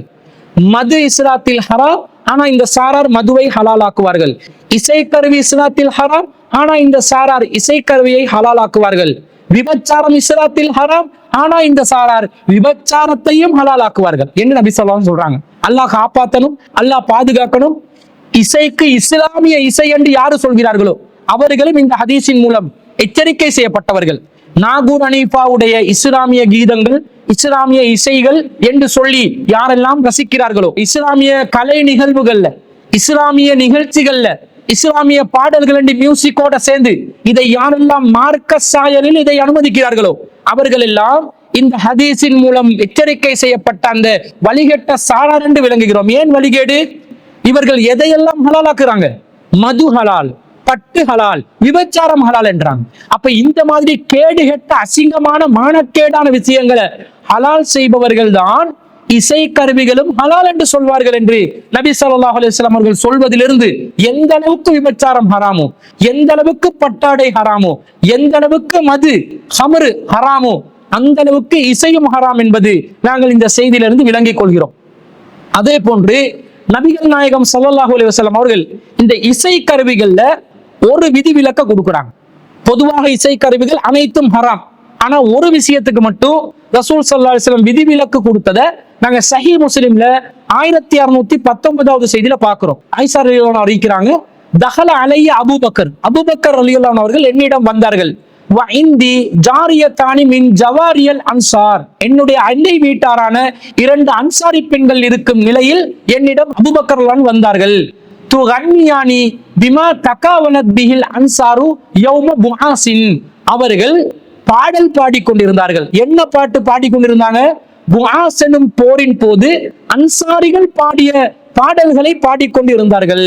ஒரு புஆஸ் என்ற ஒரு போர் நடந்திருக்குது. அந்த போர்ல வெற்றி பெறும் போது அன்சாரிகள், அந்த காலத்துல ஹவுஸ் ஹஸ்ரத் குலத்தை சேர்ந்தவர்கள் வெற்றிக்காக வேண்டி பாடல்களை பாடியிருக்கிறார்கள். அந்த பாடல்களை ஆயிஷா ரலியல்லாஹு அன்ஹா அவர்களுடைய வீட்டுல இந்த அன்சாரி பெண்கள் பாடிக்கொண்டு இருக்கிறார்கள். இந்த நிலையில ஆயிஷா ரலியல்லாஹு அன்ஹா சொல்றாங்க, வலைசத்தா பிமுகன்னியத்தீனி, அவர்கள் பாடகிகளாக இருக்கவில்லை. அந்த பரம்பரையா பாடல் பாடக்கூடிய பாடகிகள் எல்லாம் இல்ல, சாதாரண 2 அன்சாரி பெண்கள் தான். ஆனா பாட்டு படிச்சு கொண்டிருந்தாங்க. அந்த நேரத்துல அபூபக்கர் வந்தார்கள். வந்து என்ன சொன்னார்கள்? ஃபகால அபூபக்கர் அபி முஸ்மூரி ஷைத்தானி ஃபீ பைத்தி ரசூலில்லாஹி ஸல்லல்லாஹு அலைஹி வஸல்லம், அல்லாஹ்வின் தூதர் ஸல்லல்லாஹு அலைஹி வஸல்லம் அவர்களுடைய வீட்டிலே ஷைத்தானின் இசை கருவிகளா என்று கேட்கிறார்கள். அப்ப ரசூல் ஸல்லல்லாஹு அலைஹி வஸல்லம் சொல்றாங்க, யா அபூபக்கர், அபூபக்கர் அவர்களே, இன்ன லிகுல்லி கௌமின் ஈதன், எல்லா சமூகங்களுக்கும் பெருநாள் தினங்கள் இருக்கின்றன. வஹாதா ஈதுனா, இன்றைய நாள் நமது பெருநாளாக இருக்கிறது. எனவே நீங்கள் இந்த பெருநாள் நாளில் அவர்கள் இசைக்கருவிகளை கொண்டு இசைப்பதை நீங்கள் தடை செய்ய வேண்டாம் என்று நபி ஸல்லல்லாஹு அலைஹி வஸல்லம் அவர்கள் இசைக்கருவி ஒன்றை பயன்படுத்தி இசைத்ததை அனுமதித்ததாக வருகிறது. இது சஹீஹ் முஸ்லிம்ல 1619. அந்த இசைக்கருவி எது, எதை வைத்து அவர்கள் இசைத்துக் கொண்டு இருந்தார்கள் என்ற செய்தியை நாங்க புகாரில 3529வது செய்தியாக பார்க்கிறோம். இதே செய்தி, தஹல அலைஹா ஆயிஷா ரலியல்லாஹு அன்ஹா அவர்களிடம் அபூபக்கர் அவர்கள் வந்தார்கள். வைந்தஹா ஜாரியத்தானி ஃபீ ஐயாமி மினா, மினாவுடைய நாட்களில் அவர்களுடைய ஆயிஷா ரலியல்லாஹு அன்ஹா வீட்டாரில் 2 அன்சாரி பெண்கள் வீட்டில் இருக்கும் பொழுது, மினாவுடைய நாள் என்று சொன்னா உங்களுக்கு தெரியும், அது துல்ஹஜ் மாசத்துடைய 10வது நாள் பெருநாள் நாள், 11, 12, 13ஆம் நாட்கள் மினாவுடைய நாட்கள். அப்ப மினாவுடைய நாட்களும் இஸ்லாத்துல பெருநாளுடைய நாட்கள் தான். ஏன்னு சொன்னா எங்களுக்கு 2 பெருநாள், ஈதுல் ஃபித்ர், ஈதுல் அல்ஹாவாக இருந்தாலும் ரசூலுல்லாஹ் மினாவுடைய நாட்கள் உண்ணுவதற்கும் பருகுவதற்கும் உரிய நாட்கள் என்று சொல்றாங்க. அதாவது என்ஜாய் பண்ற நாள் என்றாங்க. என்ஜாய் பண்ற நாள் என்றா அதுவும் பெருநாள் தான். அப்ப இந்த மினாவுடைய நாட்கள்ல தான் இந்த அன்சாரி தோழர்களான அண்டை வீட்டார்கள் வந்து பாடிக்கொண்டிருக்கிறாங்க. எப்படி பாடினாங்க? துதஃபிஃபானி வ தலரிபானி, அவர்கள் தஃபை அடித்துக் கொண்டு அதன் மூலம் தட்டிக்கொண்டு இசைத்துக் கொண்டு இருந்தார்கள். தஃப் என்ற ஒரு இசை கருவியை வைத்துதான் அவர்கள் இசைத்துக் கொண்டு இருந்தார்கள் என்ற செய்தியை நாங்கள் பார்க்கிறோம். இந்த நேரம் வன் நபியு ஸல்லல்லாஹு அலைஹி வஸல்லம் முத்தகஸ்ஸின் பி தௌபிஹி, ரசூலுல்லாஹ் முகத்தை மூடிக்கொண்டு படுத்துக் கொண்டு இருந்தார்கள். இந்த நேரத்துல தான் அபூபக்கர் ரலியல்லாஹு அன்ஹு அவர்கள் வந்து இப்படி கண்டிச்சு பேசினாங்க. அப்ப ஃபகஸஃபன் நபியு ஸல்லல்லாஹு அலைஹி வஸல்லம் அன் வஜ்ஹி, ரசூல் இப்படி முகத்தை மறைச்சிருந்த ஆடையை விலக்கி கொண்டு, தஹுமா யா அபூபக்கர், அபூபக்கரே அவர்களை விட்டு விடுங்கள், ஃபஇன்னஹா ஐயாமு ஈதின், இந்த மினாவுடைய நாட்கள் நமக்கு பெருநாள் நாட்களாக இருக்கிறது. வதில்கல் ஐயாமு மினா, இது மினாவுடைய நாட்கள், நமக்குரிய பெருநாளுக்குரிய நாட்கள் என்று சொல்லி நபி ஸல்லல்லாஹு அலைஹி வஸல்லம் அவர்கள் சொன்னதா வருது. அப்போ ஒரு பெருநாள் தினத்தில் தஃப் என்ற இசைக்கருவியை பயன்படுத்தி இசைப்பது மார்க்கத்திலே எந்த ஒரு தவறும் இல்லைன்னு வருது. தஃப் என்ன? சலங்கைகள் இல்லாத கஞ்சிராவை தான் தஃப் என்று சொல்வோம். அது நம்முடைய இலங்கை மக்களுக்கு புரியும் விதத்தில் சொல்வதாக இருந்தால், ரபன் இருக்குது, அந்த பாபாமார்கள் சஹர் நேரத்துல எழுப்புறதுக்காக தட்டி கொண்டு வருவார்களே, இந்த ரபன் தான் தஃப் என்பது. ஆனா அதுல சலங்கையை வச்சிருப்பாங்க. சலங்கை இல்லாத நிலையில் உள்ள ரபன் தான், அதாவது சஞ்சிரா தான் தஃப் என்று சொல்வார்கள். அப்ப தஃப் அடிப்பது இஸ்லாத்தில் தடுக்கப்பட்ட ஒரு காரியம் அல்ல. இசைக்கருவிகள் அனைத்தும் ஹராம், தஃப்பை தவிர என்று நாங்கள் விளங்கிக் கொள்கிறோம். அப்ப இது புகாரில 3629வது செய்தியா வருது. அபூபக்கர் ரலியல்லாஹு அன்ஹு அவர்கள் ஷைத்தானின் இசைக்கருவிகளான்னு கேட்கிறாங்க. 2-3 தஃப் வச்சு அடிச்சிருப்பாங்க. ரசூல் ஸல்லல்லாஹு அலைஹி வஸல்லம் என்ன சொல்றாங்க? நமக்கு பெருநாள் நாள், ஷைத்தானுடைய அது இசைக்கருவிதான், ஆனால் பெருநாள் நாள் என்பதனால இந்த இசைக்கருவிக்கு அனுமதி உண்டு. அப்ப தாராளமாக ஒரு சந்தோஷமான நாள்ல, மகிழ்ச்சிகரமான நாள்ல தஃப் என்ற இசைக்கருவியை மட்டும் பயன்படுத்துவதற்கு மார்க்கத்துல அனுமதி இருக்கிறது என்பது விளங்குகிறது. இன்னொரு செய்தி அஹ்மதுல வருது, 2494வது செய்தியாக அப்துல்லா இப்னு அப்பாஸ் ரலியல்லாஹு அன்ஹு அறிவிக்கிறாங்க, இன்னல்லாஹ ஹர்ரம அலைக்குமுல் ஹம்ர, அல்லாஹ் உங்களுக்கு மதுவை ஹராமாக்கிட்டான், வல் மைசிர சூதாட்டத்தை ஹராமாக்கிட்டான், வல் கூபத்த மத்தளத்தை உங்களுக்கு ஹராமாக்கிட்டான், வகால குல் முஸ்கிரின் ஹராம் போதை தரும் ஒவ்வொன்றும் தடை செய்யப்பட்டதாகும் என்று நபி ஸல்லல்லாஹு அலைஹி வஸல்லம் சொல்றாங்க. அப்ப இந்த மத்தளத்தை ரசூலுல்லாஹ் தடுக்கிறாங்க. மத்தளம் என்று சொன்னா நம்ம இலங்கை நாட்டு மக்கள் டோல்கி என்றுவாங்க. ரெண்டு பக்கம் தட்டக்கூடிய நிலையில் உள்ள ஒரு இசைக்கருவிதான் அது. இந்த மாட்டினுடைய தோலினால் இரண்டு பக்கங்கள் மூடப்பட்டிருக்கும், அது பலகைகளால் உருளை வடிவத்தில் இருக்கக்கூடிய ஒரு இசைக்கருவிதான் டோல்கி என்றுவாங்க. அந்த மாதிரி ஒரு டோல்கியை பயன்படுத்தி அதை இசைக்கருவியாக பயன்படுத்துவதையும் நபி ஸல்லல்லாஹு அலைஹி வஸல்லம் தடுத்திருக்கிறதிலிருந்து தஃப் அடிக்கலாமே தவிர நீங்க டோல்கி போட்டு பஜாவ் போட்டுக்கொண்டு இருக்க முடியாது என்றதையும் நாங்க விளங்கி கொள்றோம். இப்ப இசைக்கருவிகள் இஸ்லாத்துல ஹராம். இதுல துள்ளிசை, மெல்லிசை அது எல்லாம் ஹலால், இப்படி வரல. மார்க்கத்துல இசைக்கருவி ஹராம், முற்றிலும் முழுவதிலும் ஹராம். தஃப் மட்டும் சந்தோஷமான நாட்கள்ல பயன்படுத்திக் கொள்ளலாம். வேணுமென்றா பெருநாள் நாள்ல எல்லாரும் கூட்டமா சேர்ந்து ஒருத்தர் ரப்பன் அடிச்சு பாட்டு பாடலாம். அல்லது திருமண வைபவங்களின் போது ரசூலுல்லாஹ் காலத்துல இந்த தஃப் இசைக்கருவியாக பயன்படுத்தி சத்தம் போட்டு பாட்டு பாடிக்கிறாங்க. இந்த மாதிரி பயன்படுத்தலாமே தவிர இந்த பேண்டு பாடசாலை வாத்திய குழு இந்த பேண்டு வச்சு இசைக்கருவிகளை பயன்படுத்தி கொண்டிருப்பதற்கு மார்க்கம் அனுமதிக்குமான்னு கேட்டா அனுமதிக்காது. பாடசாலையிட மியூசிக் பேண்ட் குரூப்பும் வரக்கூடிய கருவிகளும் இசைக்கருவிகள் தான். இவன் ஸ்டேஜ் போட்டு மியூசிக்கல் ஷோ போட்டு பெரிய அளவுல ட்ரம், கிட்டாரு, பெரண்டு வச்சு அதுவும் இசைக்கருவி தான். அல்லது ஒரு புல்லாங்குழலாக வைத்திருந்தாலும் அதுவும் இசைக்கருவி தான். எந்த அளவுக்கு சொன்னா நபி ஸல்லல்லாஹு அலைஹி வஸல்லம் அவர்களுடைய காலத்துக்கு பிறகு அப்துல்லா இப்னு உமர் ரலியல்லாஹு அன்ஹு அவர்கள் என்ன செய்யறாங்கன்னா, ஒரு முறை அவருடைய பணியாளர் நாஃபி என்பவருடன் ஒரு பயணத்துக்கு செல்கிறார். அந்த நேரத்தில் அன்ன இப்னு உமர் சமிஅ சௌத ஜம்மாரதி ராயின், ஒரு இடையன் ஒருவரின் குழலோசை, புல்லாங்குழலோசையை அப்துல்லா இப்னு உமர் ரலியல்லாஹு அன்ஹு அவங்களுக்கு கேக்குது. ஃபவலஅ உஸ்புஐஹி ஃபீ உதுனைஹி, அவர் தங்களுடைய விரல்களை காதுகளுக்குள்ளே வைத்துக் கொண்டார்கள். வஅதல ராஹிலதஹு அனி தரீக், அவருடைய வாகனத்தின் பாதையை மாற்றிக்கொண்டார். வஹுவ யகூலு யா நாஃபி அத்தஸ்மஉ, நாஃபியே உங்களுக்கு இன்னும் கேட்கிறதா என்று கேட்டுக்கொண்டே வாகனத்தை பாதை மாற்றிக் கொண்டார்கள். அவர் சொன்னார், நஅம், ஆமாம் எனக்கு கேட்கிறது. ஃபயம்லி ஹத்தா குல்து லா, நான் இல்லை என்று சொல்லும் வரைக்கும் அவர் தொடர்ச்சியாக அந்த இசை கேட்கிறதா என்று சொல்லிக்கொண்டே இருந்தார். அவர் அந்த இடையனுடைய சப்தம் நிற்கின்ற இடத்தை அடைந்த பிறகுதான் அவர் தங்களுடைய காதுகளிலிருந்து கைகளை எடுத்துக்கொண்டார்.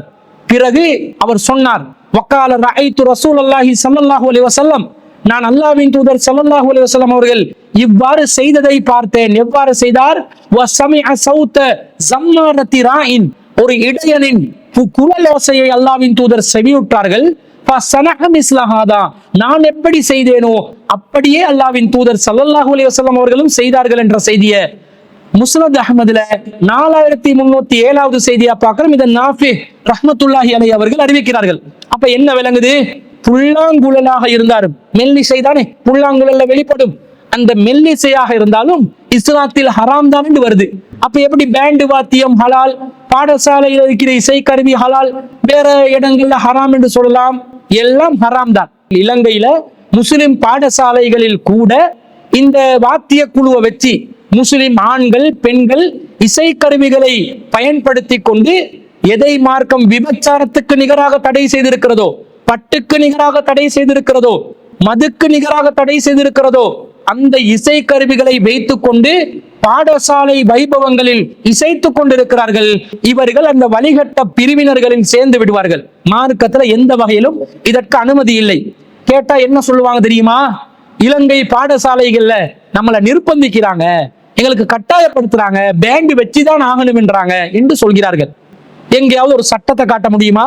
இலங்கையில ஏதாவது ஒரு சிவில் சட்டத்துல அல்லது ஒரு பாடசாலை சம்பந்தப்பட்ட ஏதாவது ஒரு ஆக்ட்ல, பார்லிமெண்ட் ஆக்ட்ல ஒவ்வொரு பாடசாலைக்கும் ஒரு இசை குழு, வாத்திய குழு, பேண்ட் இருக்கணும் என்று ஏதாவது சட்டம் போட்டு இருக்கிறானா? எங்கேயும் போட்டதில்லை. என்ன போட்டு இருக்கிறான் தெரியுமா? அதிகபட்சமா போடுவது கல்வி அமைச்சின் ஊடாக ஒரு சுற்று நிருபத்தை வெளியிட்டு இருக்கிறார்கள்.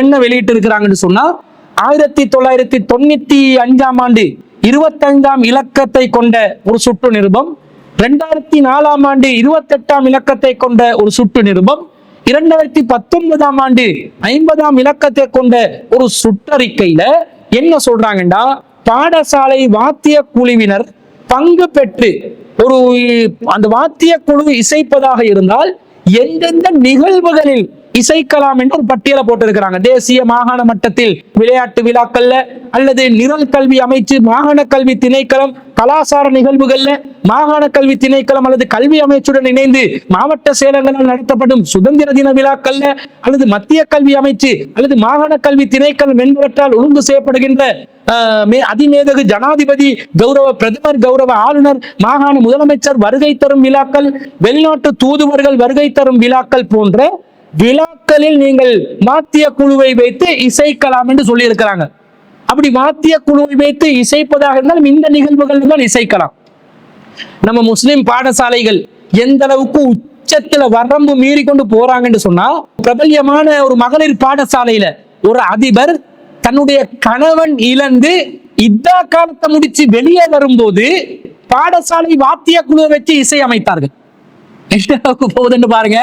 நம்ம இலங்கை நாடு, இலங்கை முஸ்லிம் பாடசாலைகள் இதா காலத்தை முடிச்சு ஒரு அதிபர் வெளியே வந்த அந்த அதிபர் அந்த பாடசாலைக்காக பாரிய சேவை ஆற்றி இருக்கிறார்கள், மாற்று கருத்தில்லை. நானும் அந்த அதிபருடைய சேவைகளை கண்களால் பார்த்திருக்கிறேன். பல வருடங்களால் அவர்களுடைய சேவைகள் தொடர்ச்சியாக இந்த சமூகத்துக்கு கிடைத்திருப்பதை மெச்சத்தகுந்த ஒரு சேவைதான், மாற்று கருத்து இல்லை.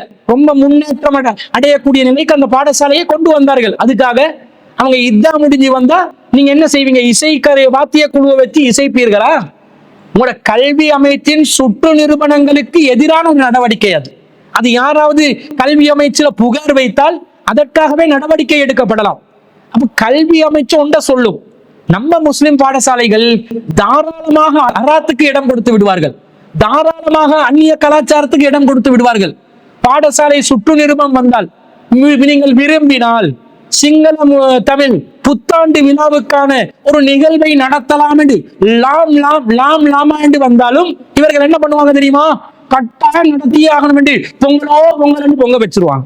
நம்ம ஆக்கள் இருக்கிறாங்களே, வள்ளி கேட்டுட்ட வாசலை கொஞ்சம் திறந்து கொடுத்தா போதும், இவங்க 100% அந்த வாசலை திறந்ததுல மூழ்கி நாசமா போயிடுறாங்க. கொஞ்சமாவது ஈமான் இருக்கணுமா இல்லையா? மார்க்கப்பட்டு இருக்கணுமா இல்லையா? இசைக்கருவி வாத்திய குழு வைக்கலாம், இன்னென்ன நிகழ்வுகள்ல வைக்கலாம்னு இருக்குது. ஒரு பாடசாலை இஸ்லாமிய கலாச்சாரத்துக்கு உட்பட்ட பாடசாலை, முஸ்லிம் பாடசாலை, இது நமக்கு ஹராம், மார்க்கத்தில் தடுக்கப்பட்டுள்ளது. வாத்திய குழுவை வைத்து நாங்கள் இசைக்கருவிகளை பயன்படுத்துவதை இஸ்லாத்துல கடும் எச்சரிக்கையாக வந்திருக்கிறது, எனவே நாங்க பயன்படுத்த மாட்டோம் என்று அறிவித்தல் கொடுத்தா கல்வி அமைச்சு சுட்டு நிருபத்துக்கு எதிராக போறீங்கன்னு சொல்லி உங்களுக்கு எதிராக வழக்கு போடுவானா? போட முடியாது. நன்றாக ஞாபகத்தில் வைத்துக் கொள்ளுங்கள். இலங்கை அரசியல் சாசனத்தில் 10வது உறுப்புரை சிந்தனை செய்யும் சுதந்திரம், மனசாட்சியை பின்பற்றும் சுதந்திரம், மத சுதந்திரம் என்று குறிப்பிடப்பட்ட சுதந்திரத்துல என்ன சொல்லப்பட்டிருக்கிறது தெரியுமா? ஒவ்வொருவரும் தான் விரும்பும் மதத்தை அல்லது நம்பிக்கையை உடையவராய் இருப்பதற்கான அல்லது மேற்கொள்வதற்கான சுதந்திரம் உட்பட சிந்தனை செய்யும் சுதந்திரம், மனசாட்சியை பின்பற்றும் சுதந்திரம், மத சுதந்திரம் என்பவற்றுக்கு உரித்துடையவரால் வேண்டும் என்று குறிப்பிட்டிருக்கிறார்கள். அதாவது சிந்தனை செய்யும் சுதந்திரம், மனசாட்சியை பின்பற்றும் சுதந்திரம், மத சுதந்திரம் இருக்கிறது.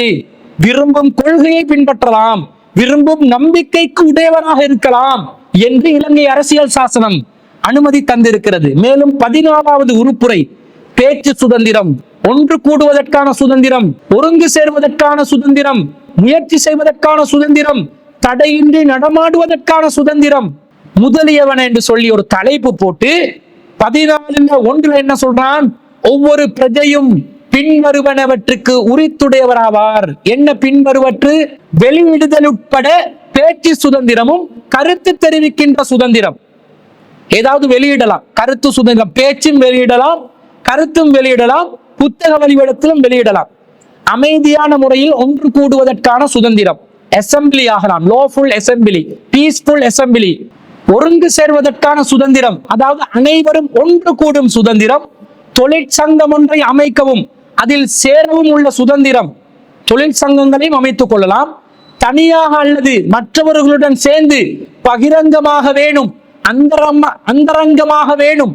தனது மதத்தையோ அல்லது நம்பிக்கையையோ வழிபாட்டிலும் அனுசரிப்பதிலும் சாதனையிலும் போதனையிலும் வெளிக்காட்டுவதற்கான சுதந்திரம். அடுத்தது தனியாக அல்லது ஏனையவர்களுடன் சேர்ந்து தனது சொந்த கலாச்சாரத்தை அனுபவிப்பதற்கும் மேம்படுத்துவதற்கும் அத்துடன் தனது சொந்த மொழியை பயன்படுத்துவதற்குமான சுதந்திரம். அடுத்ததாக ஏதேனும் சட்டமுறையான முயற்சியில், உயர் தொழிலில், வியாபாரத்தில், தொழிலில் அல்லது தொழில் முயற்சியில் தானாக அல்லது ஏனையவர்களுடன் சேர்ந்து ஈடுபடுவதற்கான சுதந்திரம். இலங்கை முழுவதும் தடையின்றி நடமாடுவதற்கும் தான் விரும்பும் இடத்தில் வசிப்பதற்குமான சுதந்திரம். அத்துடன் இலங்கைக்கு திரும்பி வருவதற்கான சுதந்திரம் என்று எத்தனை சுதந்திரம் கொடுத்திருக்கிறான் தெரியுமா? இந்த சுதந்திரம் 10வது உறுப்புரையில் வழங்கப்பட்ட கருத்து சுதந்திரம், சிந்தனை சுதந்திரம். 14வது உறுப்புரையில குறிப்பிடப்பட்டுள்ள மதத்தை பின்பற்றும், ஒன்று கூடும், வழிபாடு நடத்தும், வியாபாரம் செய்யும் இந்த சுதந்திரம் என்பது மட்டுப்படுத்தப்படாத சுதந்திரம். 14வது உறுப்புரையில இரண்டு காரணங்களுக்காக மட்டும்தான் இது மட்டுப்படுத்தப்படும். தேசிய சுகாதாரம் மற்றும் தேசிய பாதுகாப்பு விஷயத்துல ஏதாவது சிக்கல் வந்தால் மாத்திரம்தான் இந்த சுதந்திரங்கள் மட்டுப்படுத்தப்படும் என்று இருக்குது. இவ்வளவு சுதந்திரம் அடிப்படை உரிமையாக தந்திருக்கும் போது என்ற மார்க்கத்துக்கு மாற்றமாக இசைக்கருவிகளை இசைக்க வேண்டும் என்று அவர்கள் சட்டமே போட்டாலும் பாராளுமன்றத்துல நாங்க அதுக்கு மாற்றமா நிக்கலாமா இல்லையா?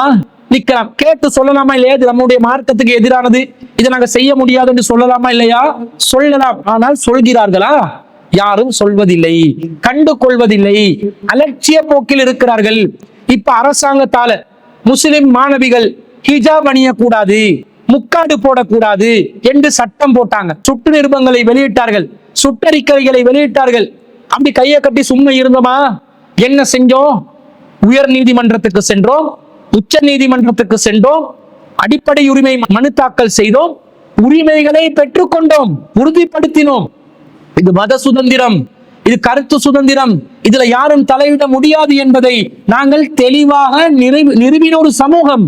பெண்கள் நீலக்கால் சட்டை, பாய்கால் சட்டை சொல்லுவோம், இது அணியக்கூடாது என்று சொன்ன பாடசாலைகளுக்கு எல்லாம் எதிராக fundamental right case, FR case போட்டு, அது நம்முடைய மத சுதந்திரம், நம்முடைய மார்க்கத்தை பின்பற்றும் சுதந்திரத்தை நீங்க எந்த சுட்டு நிருபத்தை போட்டும் எந்த சுட்டறிக்கையை போட்டும் அதை தடுக்க முடியாது என்று உரிமையை வென்றெடுத்தோமா இல்லையா? வென்றெடுத்திருக்கிறோம். முஸ்லிம் ஆண்கள் தாடியுடன் பாடசாலைக்கு செல்லணும் என்று வரும் பொழுது அதற்கெதிராக பல பாடசாலைகள் தடைகளை விதித்தார்கள். அதற்கெதிராக முஸ்லிம் சமூகத்தில் எத்தனை மாணவர்கள் அடிப்படை உரிமைக்காக போராடி இருக்கிறார்கள். ஆனா வேடிக்கை என்ன தெரியுமா? இன்னைக்கு முஸ்லிம் பாடசாலைகள்லயே உயர்கல்விக்காக வேண்டி, ஏ-லெவல் எக்ஸாமுக்காக வேண்டி, உயர்தர பரீட்சைக்காக வேண்டி, கல்விக்காக வேண்டி செல்லக்கூடிய முஸ்லிம் ஆண்கள் கொஞ்சம் தாடியோட போட்டா பிக்ரேஸோட வாசல்ல பிரிஃபெக்ட் இருக்கிறான் முஸ்லிம் பாடசாலையில. எதுக்கு? சேவ் பண்ண, ஹராத்த செய்யறதுக்காக வேண்டி. மாணவ தலைவர்கள் என்ற பேர்ல மார்க்கம் தெரியாத கூழ் முட்டைகளை வச்சு சேவடிக்க வைக்கிறான். இது மார்க்கமா? இது மார்க்கத்தில் அனுமதிக்கப்பட்டதா? இதை செய்யலாமா? எத்தனை முஸ்லிம் பாடசாலைகள் பேரோட பட்டியல் போட்டு சொல்லலாம். அந்த பாடசாலைகளோட மானங்களை கருத்தில் கொண்டு பேர் பட்டியலிடுவதை நான் தவிர்த்து கொள்கிறேன். என்ன நினைக்கணும்? நபிகள் நாயகத்துடைய ஒரு சுன்னத்தை ஒரு மாணவன் செய்கிறான், அதற்கு தடையாக முஸ்லிம் பாடசாலைகள்ல மாணவன் தலைவர் என்ற பேர்ல ஒரு சில சோளக்காட்டு பொம்மைகளை நிறுத்தி வச்சு பாடசாலை நிர்வாகங்கள் ஒரு முடிவு அறிவிக்கிறாங்க என்று சொன்னா இது எவ்வளவு பெரிய ஒரு போராட்டம்! யாருக்கு எதிரான போராட்டம்? குறித்த மாணவனுக்கு எதிரான போராட்டம் அல்ல, இது ரசூல் ஸல்லல்லாஹு அலைஹி வஸல்லம் அவர்களுக்கு எதிரான போராட்டம்.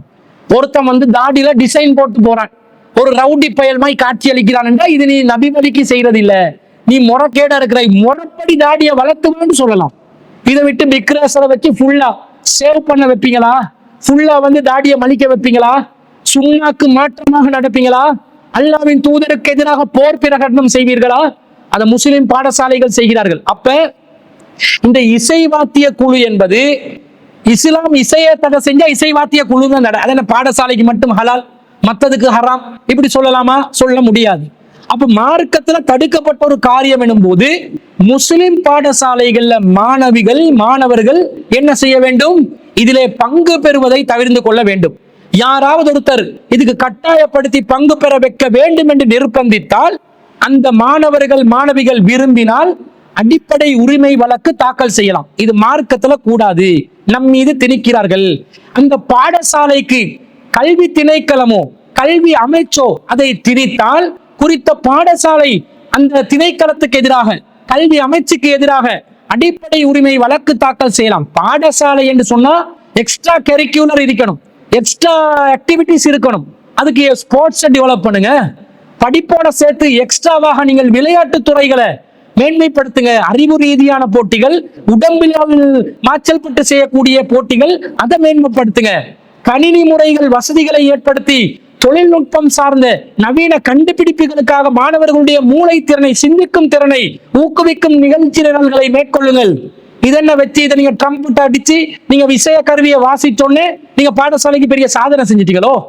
மார்க்கம் எதை தடுக்குதோ அதை நாங்கள் பாடசாலை மட்டத்திலும் செய்யக்கூடாது, வெளி உலகத்திலும் செய்யக்கூடாது, எப்போதும் செய்வோம். இப்ப நீங்க அனுமதிச்சீங்கன்னு சொன்னா அந்த மாணவ மாணவிகள் இந்த பேண்டு குழுக்கு அவங்க தங்களை தயார்படுத்தி கொண்ட பிறகு வெளியில போயிட்டும் பாட்டு கேட்கத்தான் செய்வாங்க.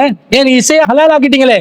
அப்ப வீட்டுல யூடியூப் பார்த்து டிக்டாக்ல பாட்டு போடுறதுக்கு முஸ்லிம் பெண்கள் என்ன காரணம்? முஸ்லிம் ஆண்கள் டிக்டாக்ல பாட்டு போடுறதுக்கு என்ன காரணம்? இதுதான். பாடசாலை மட்டத்திலேயே ஹராம ஹலாலாக்கி கொடுத்துட்டீங்க. வெளி உலகத்துக்கு போனாலும் அதை ஹலாலாக்கி கொள்வார்கள். அப்ப கல்வி அமைச்சு திணித்தாலும் அவர்களுக்கு எதிராக அடிப்படை உரிமை மீறல் வழக்கு தாக்கல் செய்யலாம். காரணம் மார்க்கம், வேறொன்றும் இல்லை. சட்டத்துக்கு எதிராக போகணும் என்று இல்லை, கல்வி அமைச்சுக்கு எதிராக போகணும் என்றதும் இல்லை, பாடசாலை நிர்வாகத்துக்கு எதிராக போகணும் என்றதும் இல்லை. மார்க்கம் தடுக்குது. புல்லாங்குழல் ஓசையை கேட்டாலே ரசூல்ல காதுல விரல வெட்டி திசை மாறி பயணம் செய்வார்கள் என்று வருதுன்னா எவ்வளவு கவனமா இருக்கணும். அப்ப இந்த இசை ஹராம். அதை பாடசாலை வாத்திய குழுக்களாலும் செய்யக்கூடாது, வேறு இசை கச்சேரி நடத்துறவர்களும் செய்யக்கூடாது, இஸ்லாமிய கீதங்களாகவும் அதை வைக்கக்கூடாது, மெல்லிசையாகவும் வைக்கக்கூடாது, துள்ளிசையாகவும் வைக்கக்கூடாது.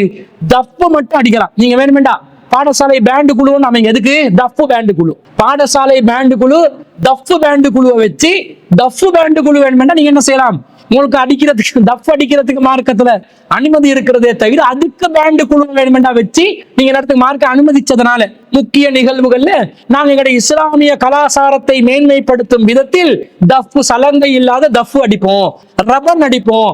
ரபன் அடிப்பது அது ரெண்டு பக்கம் இருக்கக்கூடாது. அப்ப மத்தளத்தை வந்து ரசூலா தடுத்துட்டாங்க, டோல்கிய தடுத்துட்டாங்க. ஒரு பக்கத்துல இருக்கக்கூடிய விதத்துல தஃப மட்டும் அடிக்கிறதுக்கு மார்க்கம் அனுமதிச்சதுனால அந்த பேண்டு குழுவை வைக்கலாமே தவிர அவங்க கூட பாராட்டுவாங்க, இது வந்து வித்தியாசமான ஒரு இசை வாத்திய குழுவா இருக்குது, இஸ்லாமிய கலாச்சாரத்துக்கு உட்பட்டதா இருக்குன்னு அவங்கள வாழ்த்துவாங்க. இஸ்லாத்தை மேன்மைப்படுத்துற ஐடியாவே இல்லை நமக்கு. நாம அவன் குழியில படுகுழியில விழுந்து சாக்கடையில விழுந்து நாங்கள் அந்நிய கலாச்சாரத்தை பின்பற்றி நாசமா போகணும் என்றே முடிவெடுத்தால் இதை வந்து தொடர்ச்சியாக மக்கள் மேற்கொள்ளலாம். இஸ்லாம் இதை அனுமதிக்காத ஒரு காரியம் என்பதை விளங்கி மார்க்கத்தை பேணுதலாக பின்பற்றி அதுக்கு முக்கியத்துவம் கொடுத்துதான் ஏனைய விஷயங்களுக்கு நாங்க அது அனுமதிக்கப்படுதா இல்லையான்றத முடிவெடுத்துதான் ஏனைய விஷயங்கள்ல ஈடுபடணுமே தவிர மார்க்கத்தை குழி தோண்டி புதைச்சி என்ன செய்யக்கூடாது, இது போன்ற காரியங்களில் ஈடுபடக்கூடாது என்பதை நாங்கள் விளங்கிக் கொள்ள வேண்டும். அன்பிற்குரிய சகோதரர்களே, அடுத்ததாக கொழும்பை சேர்ந்த சகோதரர் உசைர் அவர்கள் ஒரு கேள்வியை கேட்டிருக்கிறார். அவர் என்ன கேட்டிருக்கிறார்டா, மகர் தொகை என்பது சொந்த பணத்தில் தான் கொடுக்க வேண்டுமா அல்லது மகர் கொடுப்பதற்கு பெற்றோர்கள் உதவி செய்யலாமா என்று ஒரு கேள்வி கேட்டிருக்கிறார். இது ஒரு முக்கியமான கேள்விதான். என்னென்று சொன்னா, இந்த மகர் தொகை என்பது நாங்க சம்பாதிச்ச, யாரு திருமணம் முடிக்க போறாங்களோ அந்த ஆண்கள் சம்பாதிச்ச காசுலேயே தான் மகரை சேர்க்கணும் என்ற மாதிரியும், யாரும் மகர் தொகைக்காக உதவி செய்யவே கூடாது என்ற மாதிரியும் ஒரு கருத்து சமூகத்துல நிலவுறதுனாலதான் குறித்த சகோதரன் அந்த கேள்வியை கேட்டிருக்கிறார். பொதுவாக முதல்ல நாங்க என்ன விளங்கிக் கொள்ளணும் என்றா, திருமணத்தின் போது மணமகன் மணமகளுக்கு மகர் கொடுக்கணும். இதுதான் அடிப்படையான அசல். யாரு மகர் கொடுக்கணும்? மணமகன் மகர் கொடுக்கணும். யாருக்கு மகர் கொடுக்கணும்? மணமகளுக்கு மகர் கொடுக்கணும். இது மார்க்கத்தினுடைய அடிப்படை.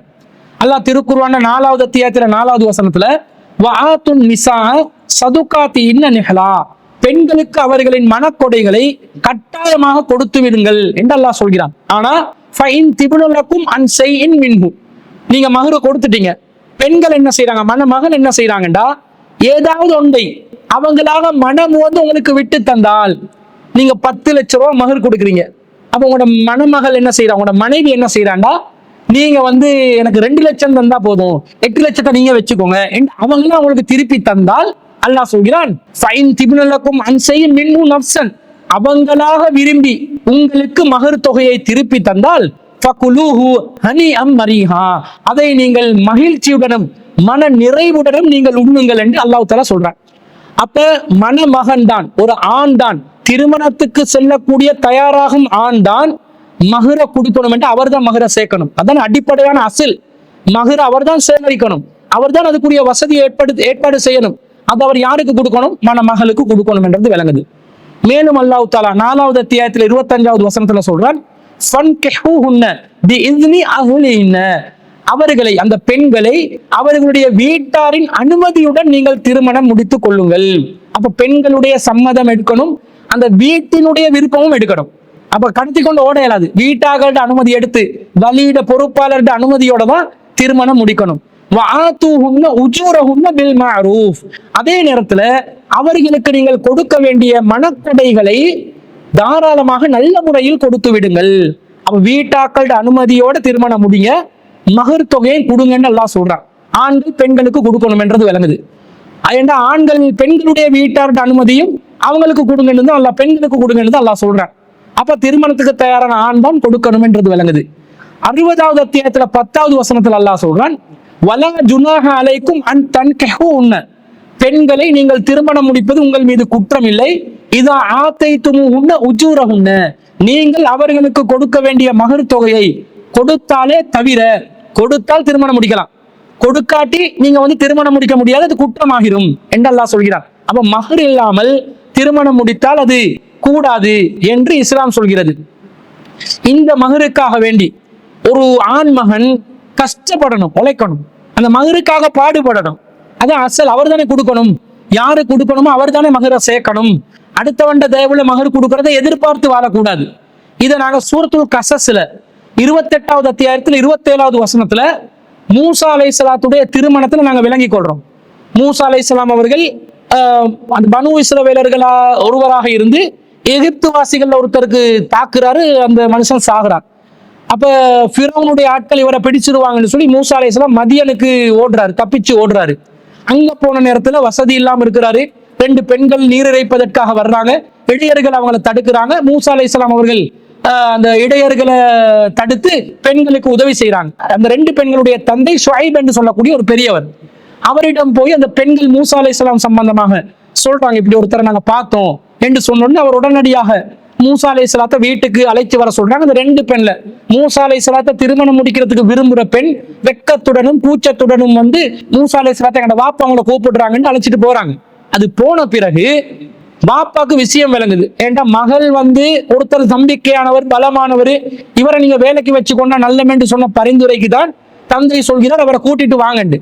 கூட்டிட்டு வந்த உடனே அடுத்த செகண்ட் வேற ஒன்றும் பேசல. தந்தை என்ன சொல்கிறார்? மகளுடைய மனதை புரிந்த தந்தை, கால இன்னி உரீது அன் உன்கிஹக இஹ்த இப்னத்தைய ஹாத்தைனி, நான் என்னுடைய இந்த 2 புதல்விகளில் ஒரு புதல்வியை உங்களுக்கு திருமணம் முடித்து தருவதற்கு விரும்புகிறேன். அலா அந்த அஜுரணி சமானிய ஹிஜஜ், நீங்கள் எனக்கு 8 வருடங்கள் வேலை பார்க்க வேண்டும் என்ற அடிப்படையில், அதான் கண்டிஷன். 8 வருஷம் நீங்க வேலை பார்த்து மகர் கொடுக்கணும். அப்படி மகர் தருவீர்கள் என்று சொன்னா இப்பவே நீங்க என்ன செய்யலாம்? திருமணம் முடித்துக் கொள்ளலாம். ஃபைன் அத்மம்த அஸ்ரன், நீங்க 10 வருஷம் வேலை செஞ்சீங்கடா ஃபமின் ஐந்திக, அது உங்களோட விருப்பம் அப்படின்றாரு. வமா உரீது அன் அஷுக்க அலைக்க, நான் உங்களை கஷ்டப்படுத்த விரும்பவில்லை என்றார். 10 வருஷம் கூலி வேலை செய்யணும், ஆனா கஷ்டப்படுத்த விரும்பவில்லை என்றார். சதஜிதுனி இன்ஷா அல்லாஹு மினஸ் சாலிஹீன், அல்லாஹ் நாடினால் என்னை ஒரு நல்ல மனிதராக, நல்ல மாமனராக நீங்கள் பார்ப்பீர்கள் என்று மூசா அலைஹிஸ்ஸலாத்துக்கு சொன்ன உடனே மூசா அலைஹிஸ்ஸலாம் ஒத்துக்கொள்றாங்க அந்த மகரை கொடுக்கறதுக்காக. திருமணம் நடக்குது. ரசூலா சொல்றாங்க 8 வருஷம் அல்ல 10 வருஷம் வேலை செய்தாரு. மானத்தோட கண்ணியத்தோட தானே இருப்பாங்க. மூசா அலைஹிஸ்ஸலாம் 10 வருஷம் கூலி வேலை செஞ்சு மகர் கொடுத்தாங்க. ஆனா முன்பதாக திருமணம் முடிக்கிறாங்க. 10 வருஷம் வேலை செஞ்சு அந்த மகரை கவர் பண்றேன்னு என்றாங்க. இப்படி மகர் கொடுத்து அதற்காக கஷ்டப்பட்டு பணிபுரிந்து நபிமார்கள் வேலை செஞ்சிருக்கிறாங்கடா. ஒரு மணமகன் திருமணத்துக்கு நுழையும் போது அவர் தான் அவர் என்ன செய்யணும்? சொந்த செலவுல மகர் கொடுக்கறதுக்காக வேண்டி முயற்சி செய்ய வேண்டும். ஆனா இந்த மகர் என்றதை நாங்க என்ன நினைக்க கூடாதுண்டா, இந்த மகரை அவர் மட்டுமே தான் கொடுக்கணும், வேற யாரும் ஹெல்ப்பே பண்ணக்கூடாது, ஒரு உதவியே செய்யக்கூடாது என்ற மாதிரி நினைத்து விட கூடாது. மகர பெண்கள் தீர்மானிக்கணும். அவங்க ஒரு பொற்குவியலை கேட்டாலும் மகரா கொடுக்கலாம். அப்ப யாரை திருமணம் முடிக்க போறோமோ அந்த மணமகளிடம், நான் உங்களை திருமணம் முடிக்க விரும்புறேன், நீங்க எவ்வளவு கேட்டாலும் மகர் தரதான் வேணும், இந்த நிலைமையை கொஞ்சம் பார்த்து கேட்கலாமே என்று ஒரு கோரிக்கை வைக்கலாம். அந்த மணமகள் அவங்களா விரும்பி சரி ஒரு சின்ன அளவுல நீங்க மகரு தந்தா போதும் என்று சொன்னால் சிறிய அளவுல ஒரு மகரை கொடுத்து திருமணத்தை முடித்துக் கொள்ளலாம். ஆனா அந்த பெண் விரும்பிதான் அதை சொல்ல வேண்டும், வற்புறுத்த முடியாது. இந்த செய்திக்கான ஆதாரத்தை நாங்க எங்க பாக்குறோம் என்று சொன்னா, நபி ஸல்லல்லாஹு அலைஹி வஸல்லம் காலத்துல ஒரு பெண்மணி அத்தத்தின் நபிய ஸல்லல்லாஹு அலைஹி வஸல்லம் இம்ராஅத்துன், ஒரு பெண்மணி ரசூலுல்லாஹ்விடம் வருகிறார்கள். இன்னஹா கது வஹபத் நஃப்ஸஹா லில்லாஹி வ ரசூலில்லாஹி ஸல்லல்லாஹு அலைஹி வஸல்லம், அந்த பெண் தன்னை அல்லாஹ்வுக்கும் அல்லாஹ்வுடைய தூதருக்கும் அன்பளிப்பு செய்ததாக அர்ப்பணித்ததாக கூறினார்கள். அதாவது ரசூலுல்லாஹ் கிட்ட வந்து, அல்லாஹ்வின் தூதரே, நான் என்ன முழுசா உங்களுக்கு அன்பளிப்பு செய்றேன், அப்ப நீங்க என்னைய திருமணம் முடிச்சு கொள்ளலாம், நான் உங்களை திருமணம் முடிக்க விரும்புறேன், நீங்க எனக்கு மகரும் தர வேண்டியதில்லை, அன்பளிப்பு செய்யறாங்கன்னு அதுதான் அர்த்தம், நீங்க எடுத்துக்கோங்க, என்ன எடுத்துக்கொள்ளலாம் அப்படின்றாங்க. அப்ப ரசூல் ஸல்லல்லாஹு அலைஹி வஸல்லம் பெண்ணை பாக்குறாங்க. ரசூலுல்லாஹ்க்கு வந்து விருப்பம் இல்லை. ஆனா விருப்பம் இல்லாததுக்கு காரணம் என்ன சொல்றாங்கன்னா, மாலி ஃபின் நிசாஇ மின் ஹாஜத்தின், நான் ஏற்கனவே நிறைய திருமணங்களை முடிச்சிட்டேன், இனிமேல் கொண்டு ஒரு பெண்ணை திருமணம் முடித்துக் கொள்வதற்கு எனக்கு விருப்பம் இல்லை அப்படின்றாங்க.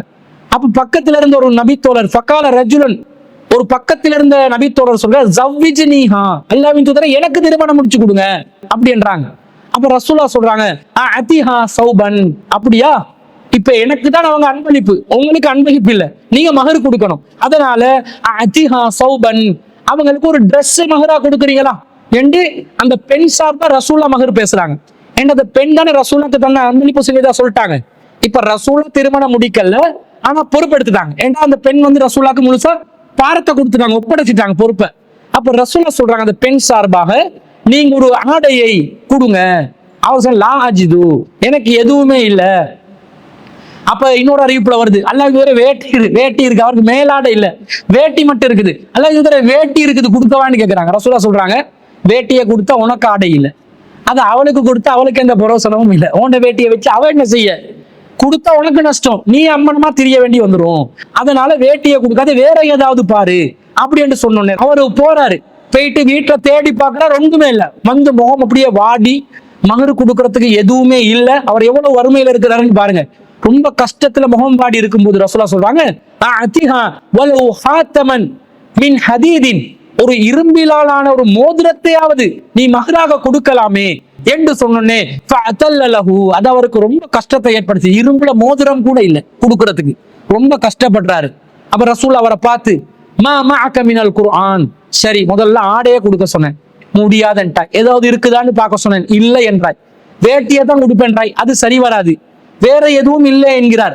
சரி ஒரு மோதிரத்தையாவது கூட, அதுவும் இல்லை என்கிறார். அப்ப நபி ஸல்லல்லாஹு அலைஹி வஸல்லம் கேக்குறாங்க, மா மஅக மினல் குர்ஆன், குர்ஆன்ல என்ன இருக்குது, ஏதாவது சூறாக்கள் தெரியுமா அப்படின்னு கேட்டோன்னா அவர் சொல்றாரு, கால கதா வ கதா, இது தெரியும் என்றாங்க. அப்ப ரசூலுல்லாஹ் சொல்றாங்க, ஃபக்கது ஸவ்வஜ்துகஹா பிமா மஅக மினல் குர்ஆன், உங்களுக்கு குர்ஆன்ல எது தெரியுமோ அந்த சூறாக்களை நீங்கள் அந்த பெண்ணுக்கு மரணம் செய்து கொடுக்க வேண்டும் என்ற அடிப்படையில் உங்களை நான் திருமணம் முடித்து வைக்கிறேன் என்று நபி ஸல்லல்லாஹு அலைஹி வஸல்லம் அவர்கள் அந்த ஏழை நபி தோழரை திருமணம் முடித்து வைத்தார்கள் என்ற செய்தியை ஸஹல் இப்னு ஸஅத் ரலியல்லாஹு அன்ஹு அவர்கள் அறிவிக்கிறார்கள். சஹீஹுல் புகாரிலே 5029வது செய்தியா பார்க்கிறோம். அப்ப இந்த செய்தியில என்ன விளங்குது, ஒருத்தர் திருமணம் முடிப்பதற்கு இருப்பதாக இருந்தால் அவர் மகரை தயாரிச்சு கொள்ளணும். 10 வருஷம் வேலை செய்யற அளவுக்கு மூசா அலைஹிஸ்ஸலாம் எல்லாம் முயற்சி செஞ்சாங்க. ஆனா இந்த செய்தி என்ன வருது, அவருக்கு எதுவுமே இல்லை, ஆனா திருமணத்துல தேவை இருக்குது. இந்த நேரத்துல அல்லாஹ்வின் தூதர் ஸல்லல்லாஹு அலைஹி வஸல்லம் அவர்கள் ஒரு ஜமாத் தலைவராக இருந்து இவருக்கு மகர் கொடுக்கிறதுக்கு வசதி இல்லாத நிலையை கருத்துல கொண்டு குறித்த பெண்மணி அந்த பொறுப்பை ஜமாத் தலைவர் என்ற வகையில், அல்லாஹ்வின் தூதர் என்ற வகையில் ரசூல் ஸல்லல்லாஹு அலைஹி வஸல்லம் அவர்களுக்கு ஒப்படைத்த காரணத்தினால் ரசூல் இவருக்கு மகருக்கு லேசுபடுத்துறாங்க, ஒரு ஆடையை கொடுக்க சொல்றாங்க. முடியல் என்று சொன்ன உடனே ஒரு மோதிரம் என்றாங்க, முடியல் என்று சொன்ன உடனே குர்ஆன்ல சில வசனங்கள் என்று இந்த மகர் விஷயத்துல ஒரு உதவியைத்தானே ரசூல் ஸல்லல்லாஹு அலைஹி வஸல்லம் அவர்கள் செய்திருக்கிறார்கள். திருமணம் முடித்து வைத்தார்களா இல்லையா, அதை அந்த பெண் சம்மதித்த காரணத்தினால், அல்லாஹ்வின் தூதரிடம் அந்த பெண் பொறுப்பு கொடுத்த காரணத்தினால் ரசூலுல்லாஹ் அந்த பெண் சார்பாக அந்த மகரை குறைப்பதற்கு, மகருடைய விஷயத்துல தீர்மானம் எடுப்பதற்கு ரசூல் ஸல்லல்லாஹு அலைஹி வஸல்லம் அவர்கள் அதிகாரம் படைத்தவர்களாக மாறுகிறார்கள். அந்த நபி தோழர்களுக்கு ரசூல் அந்த அதிகாரத்தை வைத்து மகருக்கான உதவியை செய்தார்களா இல்லையா? அப்ப மகருக்கு உதவி செய்யலாம், நாங்களாத்தான் முடிவு செய்யணும், மகரை நாங்களாத்தான் கேட்கணும். முடியலையா, பெற்றோர்கள் இல்ல உறவினர்கள் உதவி செய்யலாம், நண்பர்கள் உதவி செய்யலாம். வரதட்சணைக்காக பெண்களுக்கு நிறைய பேர் உதவி செய்யறாங்க. ஆனா அல்லாஹ் தஆலா மகரு கொடுப்பதற்கு தான் ஆண்களுக்கு கட்டளை இடுகிறார். அப்ப ஆண்களுக்கு மகர் கொடுக்கறதுக்கு யாரும் உதவி செய்யறதுல எந்த தவறும் வராது. இது மார்க்கம் தடுக்கப்பட்டதா வராது, ஆகாது. அல் குர்ஆன்ல 24வது அத்தியாயத்துல 32வது வசனத்துல அல்லாஹ் சொல்கிறான்,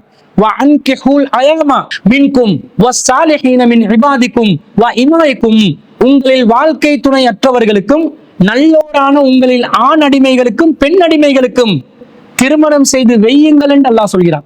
இப்ப வசதி உள்ளவர்கள் என்ன பண்ணணும்? ஆண் அடிமைகள் இருப்பார்கள், பெண் அடிமைகள் இருப்பார்கள், நல்லவர்களாக இருப்பார்கள். வாழ்க்கை வசதி அற்றவர்கள் இருப்பார்கள், அவர்களுக்கு அல்லாஹ் சொல்கிறான் வசதி படைத்தவர்கள் திருமணம் முடித்து வையுங்கள் என்று. அப்ப திருமணத்துல வசதி இல்லாதவர்களாக ஆண்கள் இருக்கிறார்கள். எதுக்கு வசதி இல்லை? மகர் கொடுக்க வசதி இல்லை, வலிமாக்கு வசதி இல்லை. அப்ப வசதிக்கு திருமணத்துக்கு ஹெல்ப் பண்ணுங்கடா. வசதி உள்ளவர் எதுக்கு ஹெல்ப் பண்ணணும்? மகருக்கு ஹெல்ப் பண்ணலாம், வலிமாக்கும் ஹெல்ப் பண்ணலாம் என்றது விளங்குது. ஆனா மாமனார் கிட்ட ஹெல்ப் கேட்டா வரதட்சணை ஆகிடும். இது மாமனார் அல்லாத வேற ஆட்கள் என்ன செய்யணும்? அந்த உதவியை செய்யணும். ஏண்டா திருமணத்துக்கு நிபந்தனை போட்டு யாராவது உதவி கேட்டா அது சீதனமாகிடும். எனவே மாமனார் தரப்பு அல்லாத வேறு தரப்பினர்கள் என்ன செய்யலாம்? அந்த மணமகனுக்கு மகருக்காகவும் வலிமாவுக்காகவும் உதவி செய்யலாம் என்றதும் இந்த வசனத்திலிருந்து நாங்கள் விளங்கிக் கொள்கிறோம். எனவே சகோதரர் கேட்ட கேள்வியில மகரை அவரவர் தான் கொடுக்கணும், அதற்காக அவரவர் தான் பாடுபடணும், தியாகம் செய்யணும், உழைக்கணும். அல்லாஹ் தஆலா பரக்கத்துடைய வாசலை திறந்து வைப்பான். ஆனா திருமணம் ரொம்ப தேவைப்படுகிறது. இத காலத்தை தாமதித்தால் விபச்சாரத்துக்கு சென்று விடுவோம் என்ற அச்சமான சூழ்நிலையில ஒரு ஏழை இளைஞன் இருப்பார் என்றால், வசதியற்ற நிலையில் இருப்பார் என்றால், அவருக்கு வசதி படைத்தவர்கள், ஜமாத்தில் அதிகாரம் படைத்த தலைவர்கள் முன் வந்து மகருக்கும் உதவி செய்யலாம், வலிமாவுக்கும் உதவி செய்யலாம் என்பது இந்த செய்திகளில் இருந்து நாங்கள் விளங்கிக் கொள்கிறோம்.